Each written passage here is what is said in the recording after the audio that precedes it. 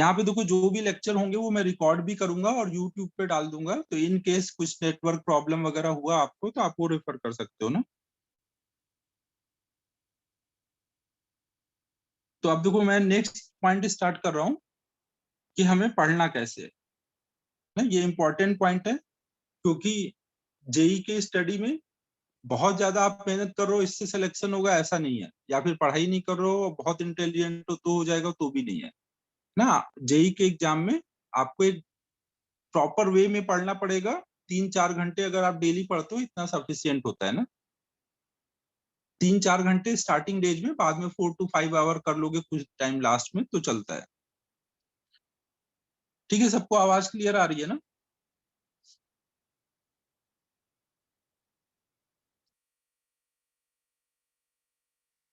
बच्चों चैट पे yes no बोलते रहना है ना।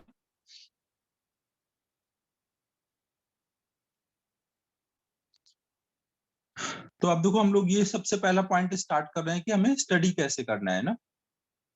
तो स्टडी करने में देखो सबसे पहला पॉइंट होगा, आपको जो भी पढ़ाया जाएगा उसका आपको नोट्स बहुत अच्छे से प्रिपेयर करना है, क्लास नोट्स ना। तो क्लास नोट्स के लिए आप 3 सब्जेक्ट होंगे जेई के लिए जो हम लोग पढ़ रहे होंगे, फिजिक्स, केमिस्ट्री और मैथमेटिक्स। तो 3 कॉपियां आप बना लोगे ना। क्लास वर्क के लिए आपको 3 नोटबुक बनाने रहेंगे। फिजिक्स की कॉपी में केवल फिजिक्स लिखो, उसमें ये नहीं कि कुछ भी लिख दे रहे हो है। मैथ में मैथ और केमिस्ट्री में केमिस्ट्री। और जो भी डेली बेसिस पे क्लासेस होंगी ऊपर डेट डालो, और डेट डालने के बाद उस दिन का जो भी लेक्चर में पढ़ाया जाएगा वो नोट करना है। फिर देखो सेकेंड पॉइंट है, नोट्स लिखने के बाद सेकेंड पॉइंट एक जो इम्पोर्टेंट पॉइंट होगा कि जितना हो सके ना, जितना हो सके क्लास को मिस नहीं करना है ना। अगर आप क्लास में एब्सेंट होते हो तो आपके लिए बहुत ज्यादा प्रॉब्लम हो जाएगी ना। क्लास एब्सेंट आपको होना नहीं एकदम। यहाँ की पढ़ाई और स्कूल की पढ़ाई में बहुत डिफरेंस होगा। नहीं, स्कूल में चल जाता है अगर आप 1-2 दिन न जाओ, बट यहाँ पे चलता नहीं है। तो आपको यही ट्राई करना है कि एब्सेंट नहीं होना है। अगर इन केस बहुत ज्यादा कोई इमरजेंसी है तभी आप एब्सेंट हो सकते हो, उसके लिए पहले हम लोगों को आप बताओगे, परमिशन लोगे, उसके बाद ही एब्सेंट होगे।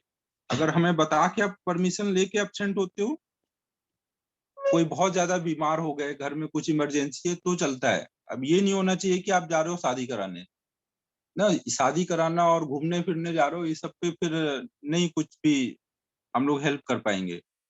अगर आप हमें बता रहे हो इमरजेंसी प्रॉब्लम है तो हम आपकी प्रॉपर हेल्प करेंगे, जो भी आपका मिस हुआ होगा वो कवर कराने में। लेकिन आपको परमिशन लेके ही जाना रहेगा अगर कभी भी आप एब्सेंट हो रहे हो। और वो यही ट्राई करना कि एब्सेंट नहीं हो ना। सबसे बेस्ट यही है कि हर तरह से ट्राई करो कि एब्सेंट नहीं हो। फिर नेक्स्ट पॉइंट आता है कि डेली आपको कितना स्टडी करना चाहिए ना। जब भी यहाँ हम लोग पढ़ाएंगे तो आप कैसे पढ़ोगे, कितने घंटे में आपको चीजों को करना रहेगा। तो देखो यहाँ पे सबसे पहले तो हम क्लास में जो भी पढ़ाएंगे ना, क्लास में जो भी आपने कंप्लीट किया है उसको आप 2 पार्ट में डिवाइड कर सकते हो। उसमें कुछ थ्योरी वगैरह पढ़ाई जाएगी और कुछ प्रॉब्लम्स कराए जाएंगे, कुछ डेरिवेशंस भी होंगे, कुछ फॉर्मूले वगैरह के। तो जो भी थ्योरी आपको पढ़ाई जाएगी, एक बार क्लास कंप्लीट होने के बाद आपको वो थ्योरी फिर से एक बार रिवाइज करनी रहेगी अच्छे से ना, थ्योरी वाला पार्ट। और जितने भी क्लास में प्रॉब्लम और डेरिवेशन कराए गए होंगे उन सब प्रॉब्लम और डेरिवेशन को आपको एक बार फिर से बिना देखे हुए सॉल्व करना रहेगा ना। सॉल्व करना है, ध्यान रखना है, आपको पढ़ना नहीं है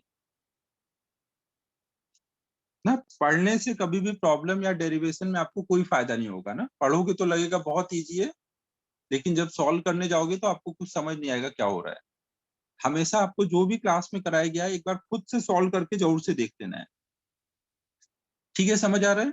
एक बार खुद से सॉल्व कर लेना है बिना देखे हुए। अगर आपको नहीं आता है, अटक रहे हो कहीं, तो आप नोट्स फिर से रेफर करो, और फिर से देखने के बाद जहां अटके हो वो कॉन्सेप्ट क्लियर करो और फिर से बिना देखे हुए सॉल्व करना स्टार्ट करो।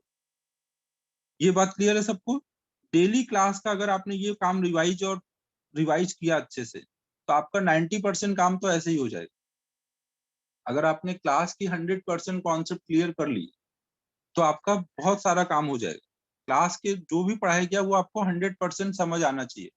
आपको देखो कई बार ये लगेगा कि क्यों रिवाइज करें, डायरेक्ट होमवर्क कर लेते हैं, बट वो सही तरीका नहीं होता है। क्योंकि आप कितना भी ध्यान दे लो क्लास में, आप कभी भी 100% समझ ही नहीं सकते। क्योंकि जब भी कोई कुछ बोल रहा होगा तो आप 100% पूरे टाइम आप सुन ही नहीं सकते। आपका 2-4 मिनट के लिए दिमाग इधर-उधर डाइवर्ट होगा ही होगा। तो आपको हमेशा ध्यान रखना है कि 100% तभी आपको चीजें क्लियर होंगी जब एक बार वो आप खुद से कर लोगे ना। 80% 90% तक समझ आ जाएगा, बट थोड़ा बहुत डाउट्स रहेंगे। अगर आप बिना उसको क्लियर किए होमवर्क करने जाओगे तो आपका बहुत टाइम वेस्ट हो जाएगा। तो आपको सबसे पहला काम यही होगा, डेली क्लास के बाद जो भी पढ़ाया गया उसको अच्छे से रिवाइज कर लेना है। फिर उस डेली क्लास के बाद हम लोग होमवर्क देंगे। जब रिवीजन हो जाएगा तो उसके बाद आपको होमवर्क करना है। होमवर्क आपको डेली बेसिस पे करना है ना। आज अगर होमवर्क दिया गया है तो आज या कल तक कर लेना है। कई बार क्लास आज हुई, आज के बाद परसों हो रही है, तो कल तक का टाइम है, कर लीजिए ना। होमवर्क को पेंडिंग नहीं करना है कि आज का कल कर लेंगे, कल का परसों। अगर आप बैकलॉग होने दोगे तो बाद में कवर करने का टाइम नहीं मिलेगा ना। होमवर्क आपको डेली बेसिस पे करते जाना है, और रिवीजन भी डेली बेसिस पे ही करना है ना। रिवीजन में भी ये नहीं होना चाहिए कि आज जो पढ़ाया गया उसको 4 दिन बाद आप रिवाइज कर रहे हो। अगर ऐसा करोगे तो जो काम आज आपने अगर पढ़ के गए हो, समझ के गए हो, तो जो काम आज आप आधा घंटे में रिवाइज कर सकते थे, वो काम फिर आपको 3-4 घंटे लग जाएंगे अगर आप 3-4 दिन बाद रिवाइज करोगे। क्योंकि फिर आप रिकॉल नहीं कर पाओगे ना, चीजें भूलने लग जाएंगी। तो कभी भी ये मत करना कि आप आज का रिवीजन वाला काम कल कर रहे हो या परसों कर रहे हो। होमवर्क चलेगा, एक बार आज का कल कर लो, लेकिन रिवीजन तो सेम डे ही होना चाहिए। डेली ना, जिस दिन पढ़ा है उसी दिन आपको रिवीजन करना है। रिवीजन करने में अगर आप सेम डे रिवीजन करते हो तो 2 घंटे की क्लास का रिवीजन करने में आपको हार्डली आधा घंटा लगेगा। अगर आप क्लास में समझ के गए हो सब कुछ ना, तो आपको डेली आप 1.5 आवर तो आपको रिवीजन के लिए देना पड़ेगा। फिर होमवर्क के लिए 1 आवर ईच सब्जेक्ट मान के चलोगे तो आपको 3 आवर टोटल देने पड़ेंगे। ये अभी मैं इस हिसाब से बता रहा हूँ जब तीनों क्लास स्टार्ट हो जाएंगी ऑफलाइन में, उस टाइम पर। अभी तो कोई दिन 2 क्लास है, कोई दिन 1 क्लास है, तो अभी उतना लोड नहीं रहेगा। लेकिन आपको फर्स्ट डे से ही टाइम वेस्ट नहीं करना है। तो ऑन एन एवरेज आपको जो डेली की स्टडी होगी वो करीब 4.5 आवर्स। ये मैंने एक एवरेज बताया है। 4.5 कभी करना पड़ेगा, कभी इससे कम भी करना पड़ेगा, बट 4.5 आवर का आपको माइंडसेट रखना पड़ेगा अगर आप चाहते हो कि लाइफ में कुछ अच्छे कॉलेज में पहुंचे। समझो बच्चों, आपको थोड़ा सा भी लगेगा, पेन होगा कि इतना ज्यादा हम कैसे पढ़ेंगे डेली, लेकिन हो जाएगा ना। अगर आपको इंटरेस्ट आएगा पढ़ाई में तो आप कर लोगे। बस ध्यान रखना, इंटरेस्ट आना चाहिए ना। इंटरेस्ट कब आ पाएगा ना, जब आपको चीजें समझ आएंगी ना। अगर आपको बिना समझ आए पढ़ रहे हो तो कोई फायदा नहीं होगा पढ़ने का ना। इंटरेस्ट आना चाहिए आपको पढ़ाई में। इंटरेस्ट तभी आ पाएगा जब आपको चीजें समझ आ रही ना। समझ कब आएगा, जब आप क्लास में प्रॉपर ध्यान दे रहे होगे, डेली होमवर्क कर रहे होगे, बैकलॉग नहीं होने दोगे, तभी आपको चीजें समझ आएंगी। अगर आपने बैकलॉग होने दिया, आज का सब कल समझ रहे हो, तो सारी चीजें लिंक होगी ना। जब लिंक होंगी, आज का नहीं समझा तो कल की लेक्चर नहीं समझ आ रहा है, कल का नहीं समझे तो फिर आगे भी नहीं समझ आ रहा है, फिर आपका विश्वास ही उठ जाएगा पढ़ाई से। तो डेली बेसिस पे आपको जो समझाया जा रहा है वो समझ के चलना है। ठीक है, सबको समझ आ रहा है मैं क्या बोल रहा हूँ?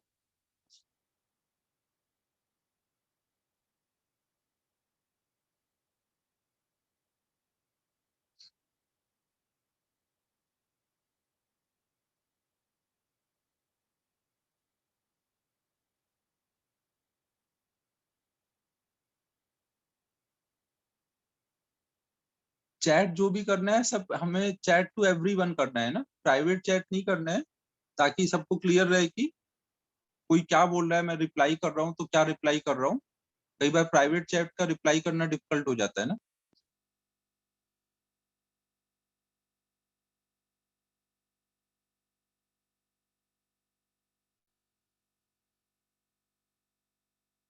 ठीक है। तो अब देखो, जब होमवर्क होगा तो होमवर्क पहले सारा सिस्टम समझा देता हूँ ना, यहाँ पे पढ़ाई होगी कैसे। तो आपको डेली ऐसे होमवर्क दिया जाएगा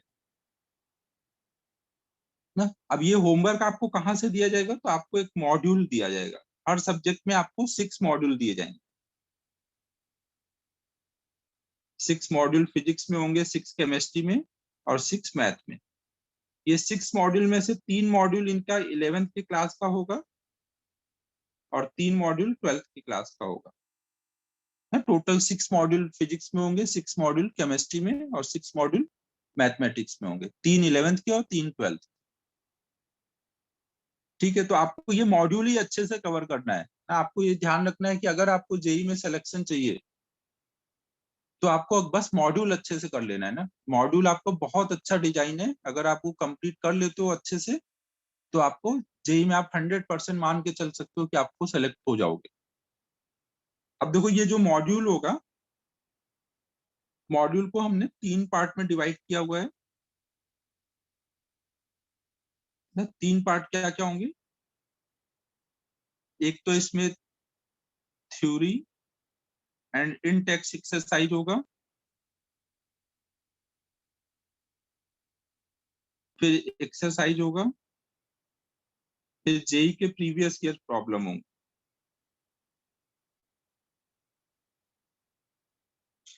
जब हम लोग थ्योरी पढ़ा रहे होंगे क्लास में तो थ्योरी पढ़ने के बाद थ्योरी को भी कई पार्ट में डिवाइड किया गया है मॉड्यूल में। और उसमें एक थ्योरी का पार्ट होने के बाद एक एक्सरसाइज दी होगी, उसको हम लोग इन टेक्स्ट एक्सरसाइज बोल रहे हैं। तो जब मैं पढ़ाऊंगा तो पढ़ाने के बाद उसी थ्योरी के बेसिस पे इससे होमवर्क दूंगा ना, इन टेक्स्ट एक्सरसाइज। और कुछ होमवर्क मैं इधर एक्सरसाइज से दूंगा। एक्सरसाइज में भी 3 पार्ट होंगे, एक्सरसाइज 1, एक्सरसाइज 2 और एक्सरसाइज 3। एक्सरसाइज 1 जो हो गई, ये सब हमारे सिंगल करेक्ट ऑब्जेक्टिव क्वेश्चन होंगे। यहाँ पर एक्सरसाइज 2 में भी सिंगल करेक्ट ऑब्जेक्टिव क्वेश्चन होंगे। और एक्सरसाइज 3 में single correct, multiple correct, comprehension, matrix match, integer type, सारे टाइप के जो जेई में पैटर्न है, ये सारे टाइप के क्वेश्चन होंगे। मैट्रिक्स मैच, ऐसे सारे टाइप के क्वेश्चन होंगे। एक्सरसाइज 1 का लेवल कम होगा, ये करोगे अगर तो जेई में चैतन्य भामरे, किसी को भी एनोटेट नहीं करना है स्क्रीन पे जब तक बोला ना जाए ना। इस जो भी इसमें एक्सरसाइज 1 होगा, ये सिंगल करेक्ट होगा, इसका लेवल कम होगा ना। ये एक बार आप कर लोगे, ये मैं क्लास में पढ़ाऊंगा और साथ में होमवर्क दूंगा इंटेक्स एक्सरसाइज से और सिंगल करेक्ट क्वेश्चन से। तो आपका एक बेसिक अंडरस्टैंडिंग अच्छा डेवलप होता जाएगा। फिर उसके बाद एक्सरसाइज 2 आपको खुद से करना रहेगा और इसके जो भी डाउट्स होंगे, आप डाउट्स के लिए अलग से जूम पे जो भी सब्जेक्ट के टीचर्स है उनसे आप टाइम लोगे। आप सिंगल भी जूम के लिए टाइम ले सकते हो या फिर 3-4 लोग ग्रुप बना करके भी डाउट के लिए आ सकते हो ना। तो ये 2 और 3 ये आपको खुद से करना रहेगा। जो ये बच्चे खुद से अच्छा करेंगे उनको ही जेई में फाइनल अच्छा एडवांस में रिजल्ट मिलेगा। 1 केवल आप कर लोगे इतना तो मैं क्लास में करा दूंगा, तो इससे आपको केवल जेई मेंस और सीईटी में ही फायदा होगा। एडवांस तक पहुंचना है तो उसके लिए आपको खुद से एफर्ट डालने पड़ेंगे थोड़े। मैं डाउट्स कराऊंगा लेकिन आपको करना पड़ेगा, जब डाउट्स आएंगे तभी करा पाऊंगा ना। आप पढ़ोगे नहीं तो फिर कुछ नहीं होगा। और क्लास में मैं ये सारा 2-3 नहीं डिस्कस कर सकता क्योंकि फिर जेई का सिलेबस 2 ईयर प्रोग्राम की जगह 5 ईयर प्रोग्राम बनाना पड़ेगा। तो डाउट्स हमें अलग से ही करने पड़ेंगे, बाकी एक्सरसाइज के 1 तक का ही हम लोग क्लास में कर पाएंगे। फिर इसके बाद ये सब होने के बाद जेई के प्रीवियस ईयर वाला एक्सरसाइज होगा, वो आप फिर खुद से ट्राई करोगे, जो भी डाउट्स होंगे वो पूछते रहना। समझो मॉड्यूल आपको क्लियर है कैसे है। तो हर एक सब्जेक्ट जब भी आप स्टार्ट करोगे तो उसका मॉड्यूल आपके पास होना चाहिए ना, तभी आपको होमवर्क करते आएगा। तो आज वाला जो फिजिक्स में जैसे होगा, आज जो हम लोग चैप्टर स्टार्ट करेंगे वो मॉड्यूल 1 से फर्स्ट चैप्टर है मैथमेटिक्स फॉर फिजिक्स। तो वो मैथमेटिक्स फॉर फिजिक्स का मॉड्यूल जिन लोगों ने ले लिया अच्छी बात है, जिन्होंने नहीं लिया है और विलेज एरिया से नहीं आ पा रहे हैं किसी भी रीजन से, तो उनके लिए मैं मॉड्यूल का सॉफ्ट कॉपी ग्रुप पे डाल दूंगा क्लास के बाद, तो तब तक आप वो रेफर करिए ना, जब आपको टाइम मिले, थोड़ा सिचुएशन सही हो तो आप आके मॉड्यूल ले लेना ना। ऐसे ही हर एक सब्जेक्ट में मॉड्यूल आपको रहना चाहिए, ये आपकी रिस्पॉन्सिबिलिटी है ना। अगर किसी वजह से किसी टीचर ने नहीं दिया तो आपको खुद से ले लेना है उस सब्जेक्ट का मॉड्यूल ना। बिना मॉड्यूल के आप पढ़ोगे तो आपको कुछ समझ नहीं आएगा चल क्या रहा है, क्योंकि मॉड्यूल से ही सब कुछ यहाँ पढ़ाया जाएगा। फिर देखो ये तो अपना डेली बेसिस पे कैसे पढ़ाया जाएगा। फिर नेक्स्ट पॉइंट है, जो भी हम यहाँ पे पढ़ेंगे उसकी टेस्टिंग भी करनी है ना। जब तक टेस्टिंग नहीं होगी तब तक हम लोग समझ नहीं पाएंगे कि हम जो पढ़ रहे हैं वो सही लेवल पे चल रहा है या नहीं चल रहा है। तो टेस्टिंग को हमने दो पार्ट में डिवाइड किया हुआ है। एक टेस्टिंग हम लोग करते हैं वीकली टेस्ट, आपका एवरी संडे इस टेस्ट डे ना, हर संडे को टेस्ट होगा ही होगा। और फिर एक होगा मेजर टेस्ट। ये जो मेजर टेस्ट होगा ये आपका, आप ऐसे मान के चल सकते हो कि एक मॉड्यूल कंप्लीट होगा, जैसे 6 मॉड्यूल हैं तो हर एक मॉड्यूल कंप्लीट होने के बाद, 6 मॉड्यूल है तो हर एक मॉड्यूल कंप्लीट होने के बाद लगभग एक टेस्ट होगा। कई बार एक ही मॉड्यूल के दो दो टेस्ट भी हो जाते हैं अगर मॉड्यूल बड़ा है तो। नॉर्मली आप मान के चलोगे कि हर 2 से 3 मंथ में एक मेजर टेस्ट आएगा, 2 to 3 मंथ में एक मेजर टेस्ट आएगा। ये मेजर टेस्ट के बेसिस पर आपकी फिर सफलिंग की जाएगी क्लासेस में ना। बैचेस जो बनेंगे उनमें जैसे D1 D2 ऐसे बैचेज होंगे, तो टेस्ट में आपके परफॉर्मेंस के बेसिस पे फिर बैचेज में सफलिंग होगी। तो ये सफलिंग इसलिए कर रहे हैं कि थोड़ा सा तुम लोगों को बेइज्जती फील हो और पढ़ाई करो ना। अगर नहीं करेंगे तो फिर आप फ्री रहोगे और पढ़ाई नहीं करोगे। कुछ लोग थोड़ा बेइज्जती के नाम पे पढ़ाई कर लेते हैं, तो सफलिंग के वजह से कि ऊपर वाले बैच में रहना है आपको पढ़ाई करनी पड़ेगी ना। और ये जो भी बैचेज बनेंगे कुछ भी फाइनल नहीं होता, हर 2-3 महीने पे बच्चे चेंज हो जाते हैं। जो पढ़ेगा वही ऊपर आएगा, जो नहीं पढ़ेगा वो नीचे चला जाएगा। ठीक है, तो टेस्टिंग हर मंडे को हम लोग क्लास के बाद डिसाइड करते हैं कि इस वीक का क्या टॉपिक्स होंगे ना। जो भी टॉपिक्स होंगे तीनों सब्जेक्ट के मैं डिस्कस करके ग्रुप पे मैसेज डाल दूंगा टेस्ट के नोटिफिकेशन का, और वो संडे को फॉलो होगा ना। टेस्ट के लिए हम लोगों ने अलग से कंप्यूटर लैब बनाया हुआ है। नॉर्मल डेज में टेस्ट उधर होंगे, जब ये ऑफलाइन क्लासेस स्टार्ट हो जाएंगे तब। लेकिन जब तक ये नहीं हो पा रहा है तब तक के लिए आपके लिए एक ऐप है, ग्रेविटी का ऐप है, उस ऐप पे वीकली टेस्ट होगा। तो उसका सारा डिटेल जो भी होगा वो पंकज सर हैं वो दे देंगे ना। सारा टेस्टिंग का काम पंकज सर ही देखते हैं, तो वो आपको डिटेल दे देंगे संडे आने से पहले। इस बार तो पहला संडे है तो मैं टेस्ट नहीं रख रहा हूँ पहले संडे, सेकेंड संडे से स्टार्ट होगा ना। तो जो भी टेस्ट होगा उसका डिटेल पंकज सर टेस्ट देने से पहले दे देंगे आपको।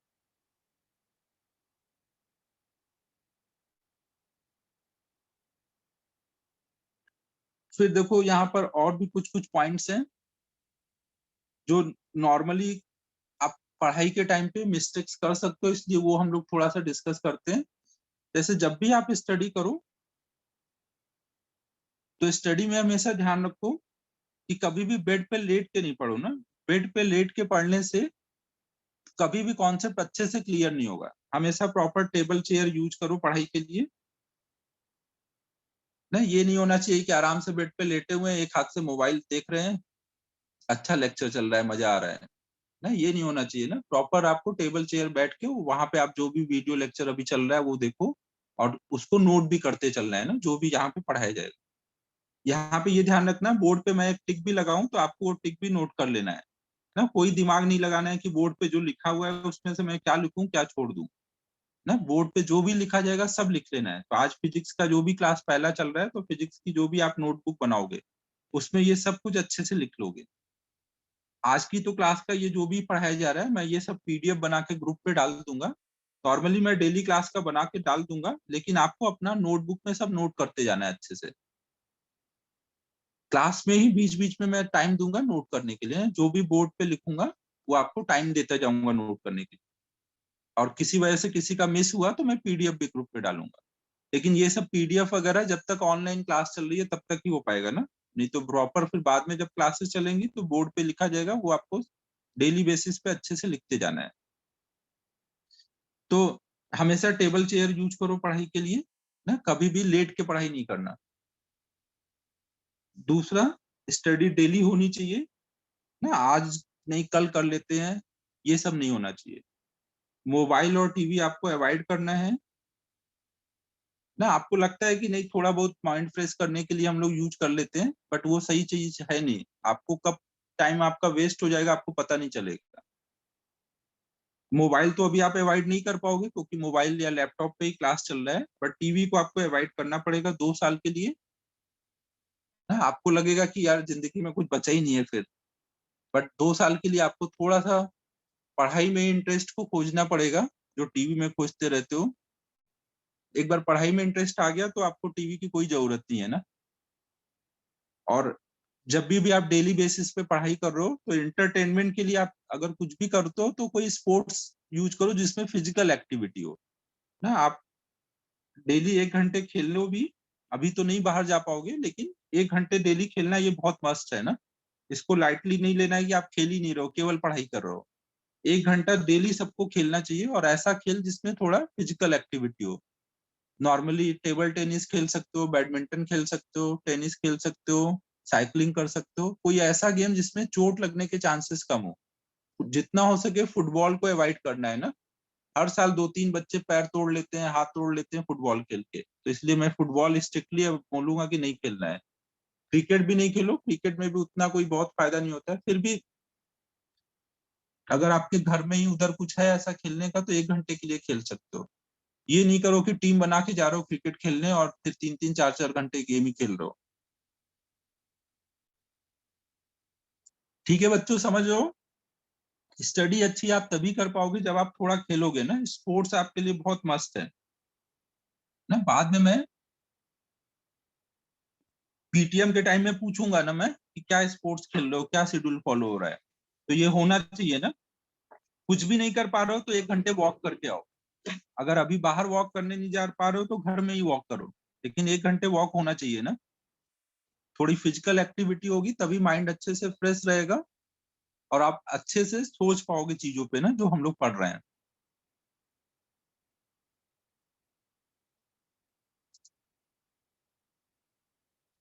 फिर देखो यहाँ पे आप नेक्स्ट पॉइंट में समझा रहा हूँ कि बहुत सारे लोग देखो 10th से आए होंगे तो 10th तक वो बहुत अपने को तेज समझते होंगे, क्योंकि वो स्कूल एग्जाम में बहुत अच्छा करते होंगे। मैं भी था अपने टाइम में, मुझे लगता था मेरे से तो अच्छा कोई है ही नहीं है। पर जेई के सामने जाओ तो समझ आता है कि एक्चुअल सच्चाई क्या है। तो देखो यहाँ पे क्या है, स्कूल एग्जाम या बोर्ड एग्जाम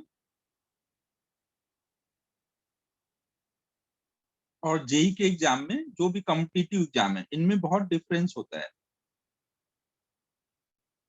डिफरेंस देखो क्या है। स्कूल के एग्जाम में हमेशा आपके पास एक टेक्स्ट बुक रहती थी। उस बुक में कुछ प्रॉब्लम रहते थे, थ्योरी रहते थे, तो जो प्रॉब्लम आपने किए हुए हैं उन्हीं प्रॉब्लम में से ही आपको हमेशा एग्जाम में आता था।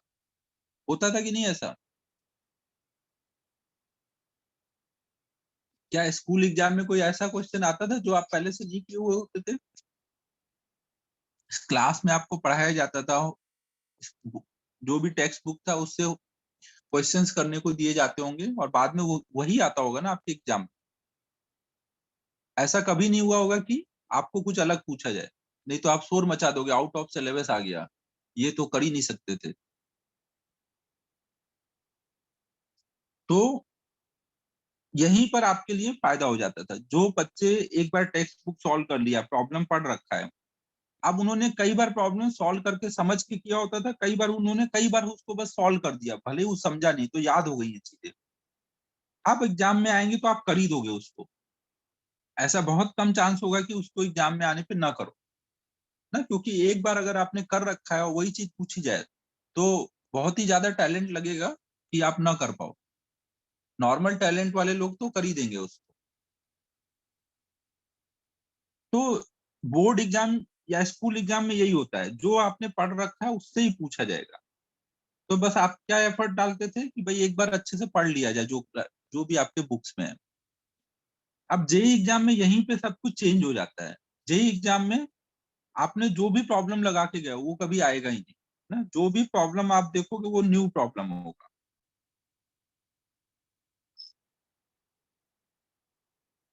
तो सारा खेल यहीं पर होता है।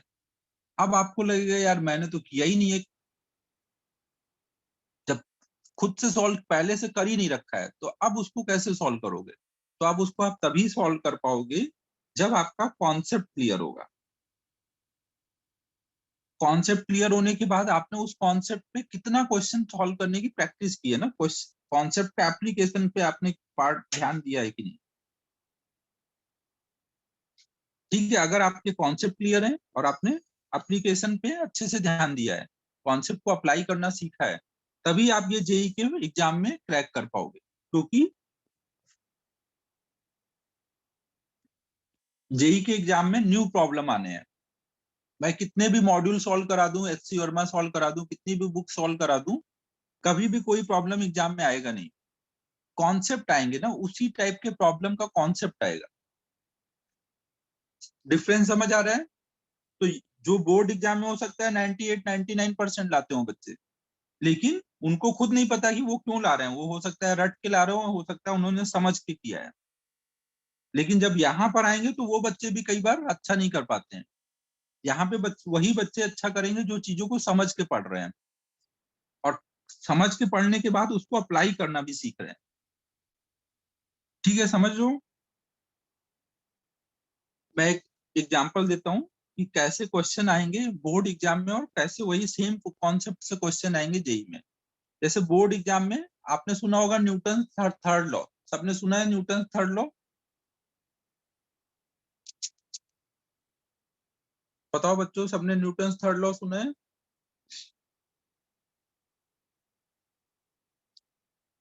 हाँ। तो बोर्ड के एग्जाम में नॉर्मली आपसे अगर न्यूटन थर्ड लॉ में क्वेश्चन आएगा तो क्या आएगा? आपको बोलेंगे what is Newton third law.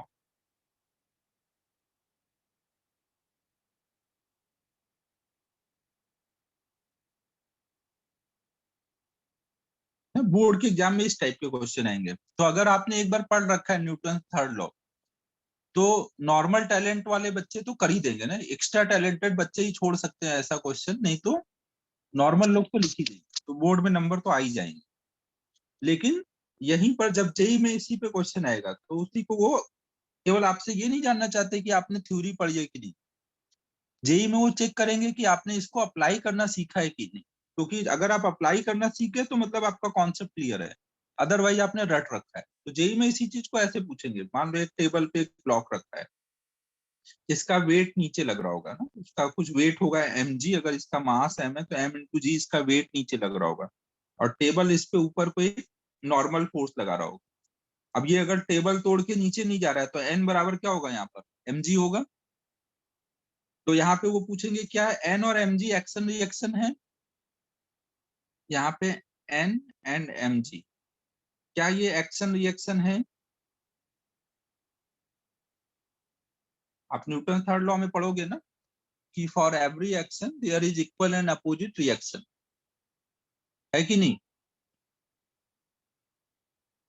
ना? तो आपको लगेगा मुझे तो आता था न्यूटन थर्ड लॉ और क्वेश्चन आया मैंने कर दिया, लेकिन गलत हो गया ना। एन और एम जी एक्शन रिएक्शन नहीं है।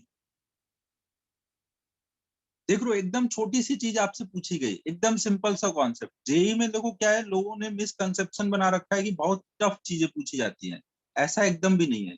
जेई में आप जो एकदम आसान आसान चीजें पढ़ोगे, बस उसके बेसिक्स पूछे जाएंगे कि आपने उसको क्लियर किया है कि नहीं, क्वेश्चन के फॉर्म में उसके बेसिक्स पूछे जाएंगे। तो देखो आपने ये पढ़ा कि न्यूटन थर्ड लॉ में for every action there is equal and opposite reaction, लेकिन क्या एक्शन रिएक्शन सेम बॉडी पे होता है अलग अलग बॉडी पे होता है? एक्शन रिएक्शन सेम बॉडी पे होता है अलग अलग बॉडी पे होता है? एक्शन रिएक्शन में क्या होता है, दो बॉडी होंगे, एक बॉडी ए और एक बॉडी बी। अगर ए ने बी पर कुछ एक्शन किया तो बी ए पे रिएक्शन करेगा ना। हमेशा एक्शन रिएक्शन डिफरेंट बॉडी पे होता है ना? इसको हम लोग ज्यादा डिटेल में जब न्यूटन्स थर्ड लॉ होगा तब पढ़ेंगे ना। अभी मैं एक बस इंट्रो बता रहा हूँ कि कैसे बोर्ड का एग्जाम और जेई का एग्जाम डिफरेंट है। तो हमेशा एक्शन रिएक्शन डिफरेंट बॉडी पे होता है ना। कोई ने आके आपको थप्पड़ मारा तो ऐसा नहीं है कि थप्पड़ भी आपको लगा और हाथ पे चोट भी आप ही को लगी, ऐसा नहीं होगा ना। गाल पे आपके लगा तो जो इसने मारा उसके हाथ पे भी चोट लगी होगी। हमेशा डिफरेंट बॉडी पर एक्शन रिएक्शन होगा। तो यहाँ पे देख लो, ये एक ही ब्लॉक पे आप बोल रहे हो एमजी भी लग रहा है एन भी लग रहा है, तो ये एक्शन रिएक्शन हो सकते हैं। एन और एमजी दोनों एक ही ब्लॉक पे लग रहा है, तो ये हो ही नहीं सकते। आपने बस क्या देखा कि एक ही ब्लॉक पे दो फोर्स लग रहे थे इक्वल एंड अपोजिट, तो आपने बोल दिया एक्शन रिएक्शन ना। लेकिन ये नहीं देखा कि ये तो सेम बॉडी पे लग रहे हैं, जबकि एक्शन रिएक्शन डिफरेंट बॉडी पे होता है। तो अब यहाँ पे कौन एक्शन कर रहा है कौन रिएक्शन कर रहा है वो डिफरेंट मैटर है। वो हम लोग जब जेई के लिए पढ़े, जब ये चैप्टर पढ़ेंगे तब समझेंगे ना। अर्थ है, अर्थ अपनी तरफ खींच रहा है एमजी से, तो ये अर्थ को अपनी तरफ खींच रहा है। तो ये एमजी और ये एक्शन रिएक्शन, और यहाँ सरफेस पे नॉर्मल लग रहा है तो ये ग्राउंड पे नीचे नॉर्मल लगा रहा है, तो ये दोनों एक्शन रिएक्शन है। तो ये सब हम लोग पढ़ेंगे। बट डिफरेंस समझ आ रहा है जेई के एग्जाम और बोर्ड के एग्जाम में क्या डिफरेंस है। तो अगर किसी को लगता है कि वो जेई बोर्ड के एग्जाम में बहुत अच्छा करता था, स्कूल एग्जाम में बहुत अच्छा करता था, तो इस बात का कोई गारंटी नहीं है कि आप यहाँ पे अच्छा करोगे ना। पहले तुम लोग का थोड़ा कॉन्फिडेंस मैं डाउन कर देता हूँ ताकि आप लोग ग्राउंड पे रहो ना। ऐसा नहीं होना चाहिए कि मिसकंसेप्शन में चल रहे हो कि मैं बहुत अच्छा कर लूँ, लेकिन इसका मतलब ये भी नहीं कि स्कूल या बोर्ड एग्जाम में आपने अच्छा किया है तो इधर अच्छा नहीं करोगे ना। अगर आपने समझ के पढ़ते थे वहां पर तो आप इधर भी अच्छा करोगे, अगर आप उधर रट के पढ़ते थे तो इधर अच्छा नहीं करोगे ना। आपको समझ के पढ़ना है ना चीजों को। जेई का 2 साल का सिलेबस है, बहुत ज्यादा सिलेबस, रट के तो आप कभी कुछ कर ही नहीं सकते ना, आपको समझना ही पड़ेगा। एक मिनट।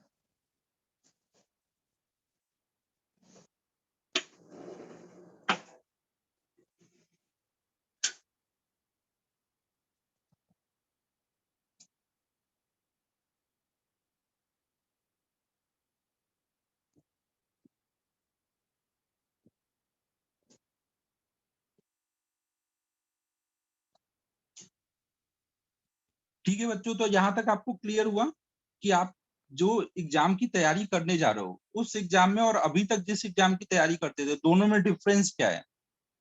एक में एज इट इज चीजें पूछी जाती थी, जो आपने पढ़ा हुआ है सेम पूछा जाता था, तो आपको एग्जाम में दिमाग नहीं चलाना पड़ता था, आपको बस पढ़ा हुआ है तो कर दोगे।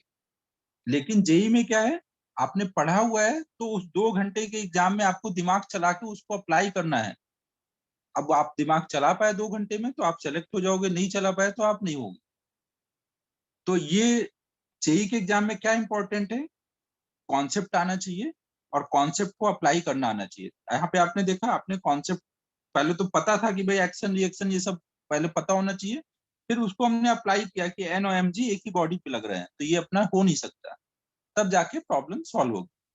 तो इसीलिए जो हम लोग पढ़ाई करेंगे उसमें आपके लिए एक तो क्लास में जब पढ़ाया जाएगा तो क्लास में पढ़ाकर क्या किया जा रहा है, आपका कॉन्सेप्ट क्लियर किया जाएगा। लेकिन मैं आपका कितना भी कॉन्सेप्ट क्लियर कर दूं, जब तक आप उसको अप्लाई करना नहीं सीखोगे, और अप्लाई करना कैसे सीखोगे, मैं एक्सरसाइज 1 तक करा दूंगा क्लास में, तो वहां तक आपका एप्लीकेशन हो जाएगा। 2 और 3 आपको खुद से करना है और डाउट्स पूछने हैं ना। 2 और 3 के लिए मैं ज्यादा से ज्यादा एक दिन दे देता हूँ डाउट के लिए, लेकिन बहुत ज्यादा टाइम नहीं दे सकता।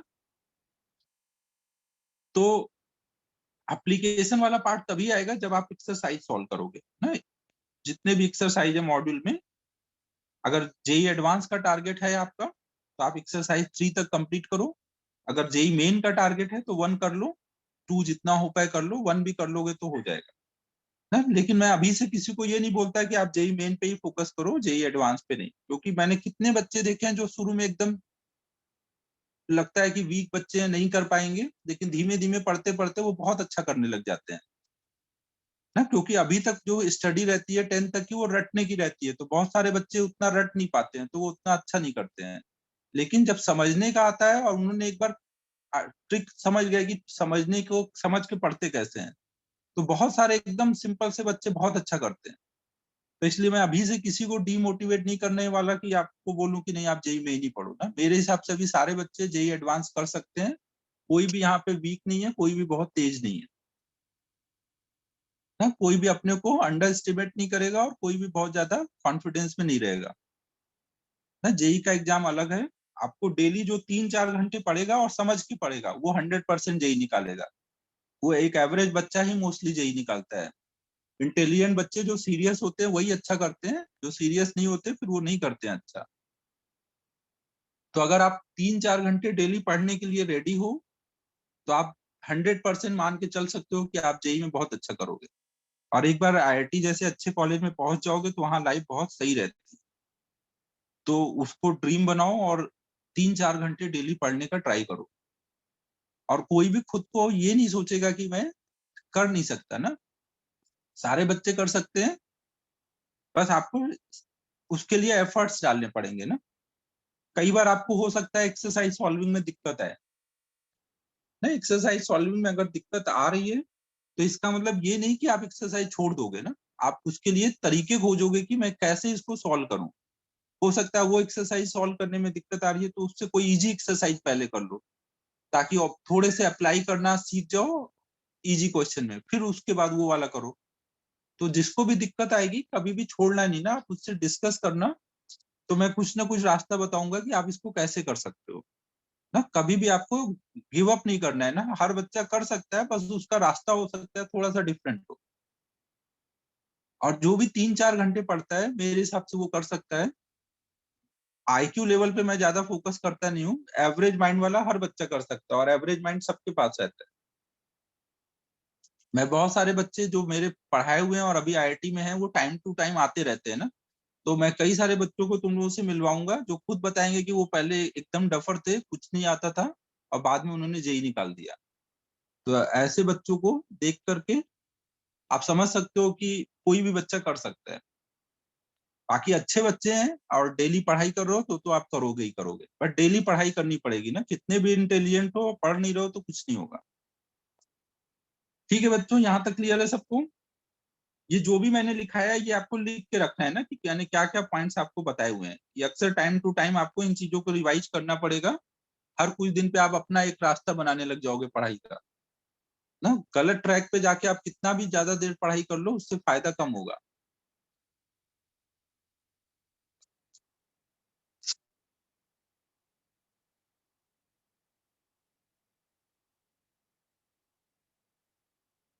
आवाज आ रही है ना सभी को?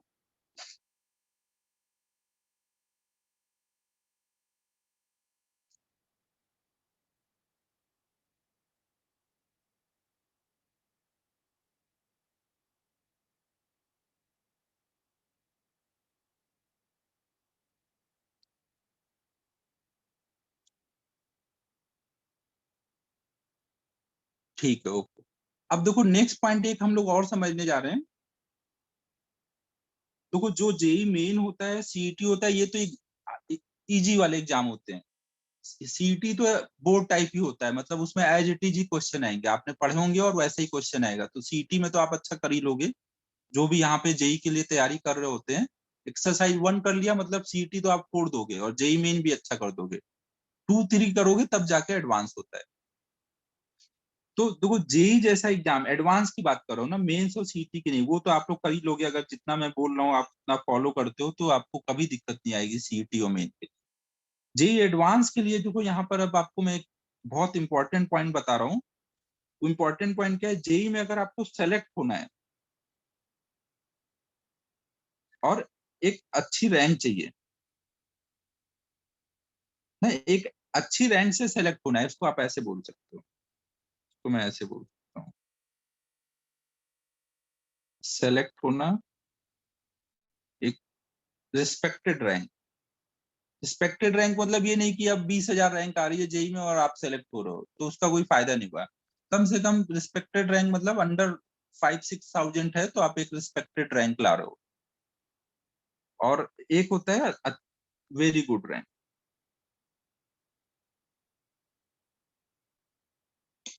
तो नॉर्मल देखो 2-3 हजार, 1500 रैंक, 2000, ये सब जो रैंक होंगी, 1500, 2000, ये सब गुड रैंक वाले हैं। इनको लाना बहुत आसान होता है, बहुत अच्छी रैंक, मान लो अंडर 500, ये लाना एक बार के लिए डिफिकल्ट काम है, लेकिन एक अच्छी रैंक से सेलेक्ट होना ये आपका बहुत आसान काम है। क्यों आसान काम है? देखो जेई का जो भी पेपर होगा, जेई के पेपर को आप दो पार्ट में डिवाइड कर सकते हो। एक होंगे मॉडरेट क्वेश्चन और एक होंगे बहुत टफ।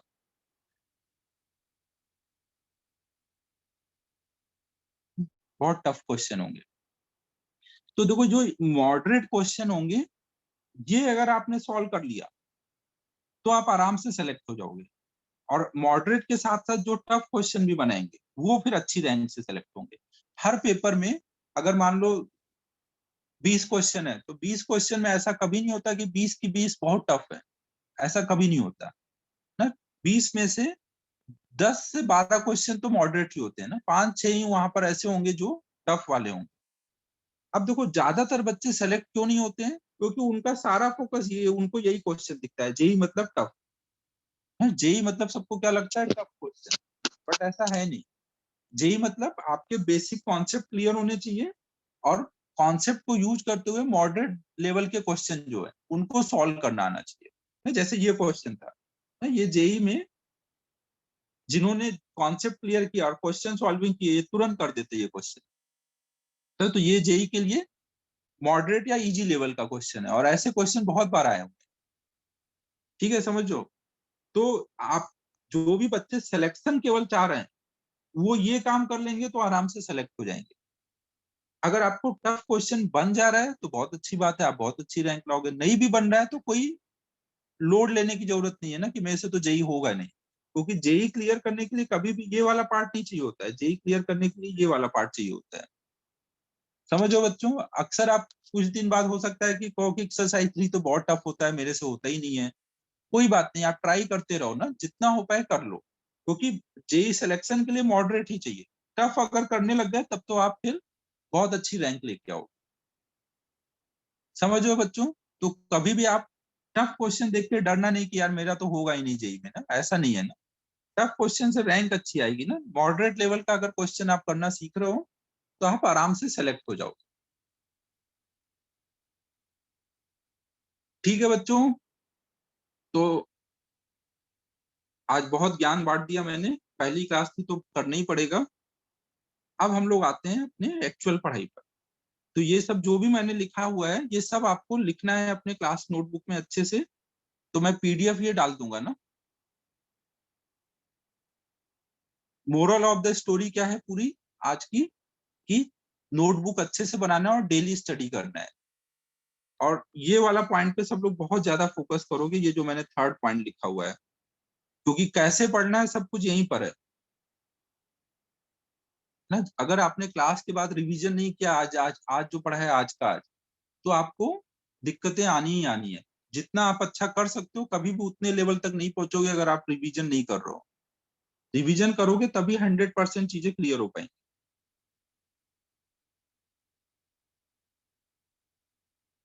ठीक है, यहाँ तक सबको क्लियर है?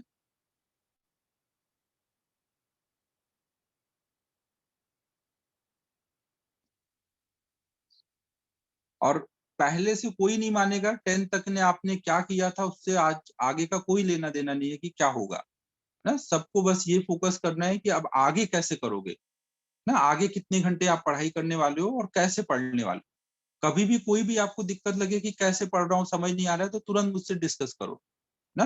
कोई भी दिक्कत लग रही है, एक्सरसाइज सॉल्विंग में दिक्कत लग रही है, तो आप उससे डिस्कस करो, मैं कोई ना कोई रास्ता बताऊंगा कि आप कैसे करो ना कोई रास्ता हर बच्चे के लिए होगा जिससे वो कर सकता है। बस आपको करना पड़ेगा, आपको एफर्ट डालने पड़ेंगे, टाइम देना पड़ेगा। आप कर ही नहीं रहे हो, टीवी देख रहे हो, मस्ती कर रहे हो, तो वो कोई फायदे का नहीं है ना। और एक चीज और ध्यान रखना, अक्सर हम लोग पढ़ाई के टाइम पे जो बहुत सीरियस बच्चे होते हैं, वो क्या करते हैं, बहुत ज्यादा पढ़ने लग जाते हैं ना। सीरियस बच्चे क्या करते हैं, अपना सोना होना भी कम कर देते हैं, टाइम स्लीपिंग का टाइम भी अगर आप कम कर दे रहे हो, तो भी आपके लिए फिर अच्छी रैंक आना डिफिकल्ट हो जाएगा ना। फिर आप मॉडरेट लेवल के ही क्वेश्चन कर पाओगे एग्जाम में। आपको अच्छे से सोना है ना, 8 आवर्स की आपको डेली स्लीप अच्छे से रखनी है। जब आप अच्छे से सोओगे तभी आप जब जेईई के क्वेश्चन आएंगे तो आप उनको अप्लाई कर पाओगे। 2 घंटे में प्रेशर रहता है टाइम का, तो जिसका माइंड एकदम फ्रेश होता है ना, वही अच्छे से उनका प्रैक्टिस कर पाता है जेईई के क्वेश्चंस का, वही एग्जाम में अच्छा करता है। प्रॉपर अच्छे से सोना है ना, ये नहीं होना चाहिए कि 4 घंटे सो रहे हो, 5 घंटे सो रहे हो, इतना ज्यादा आपको वो मोटिवेशन आ गया कि अब तो फोड़ दूंगा जेईई एकदम, तो आप सो ही नहीं रहे हो। ये नहीं होना चाहिए ना। जेईई की जर्नी 2 साल की लॉन्ग जर्नी है ना, इसमें एक दिन के जोश से काम नहीं चलेगा ना, आपको जोश को बना के रखना है ना, अपना जो भी मोटिवेशन लेवल है आपको उसको बना के रखना है, थोड़ा थोड़ा डेली उसको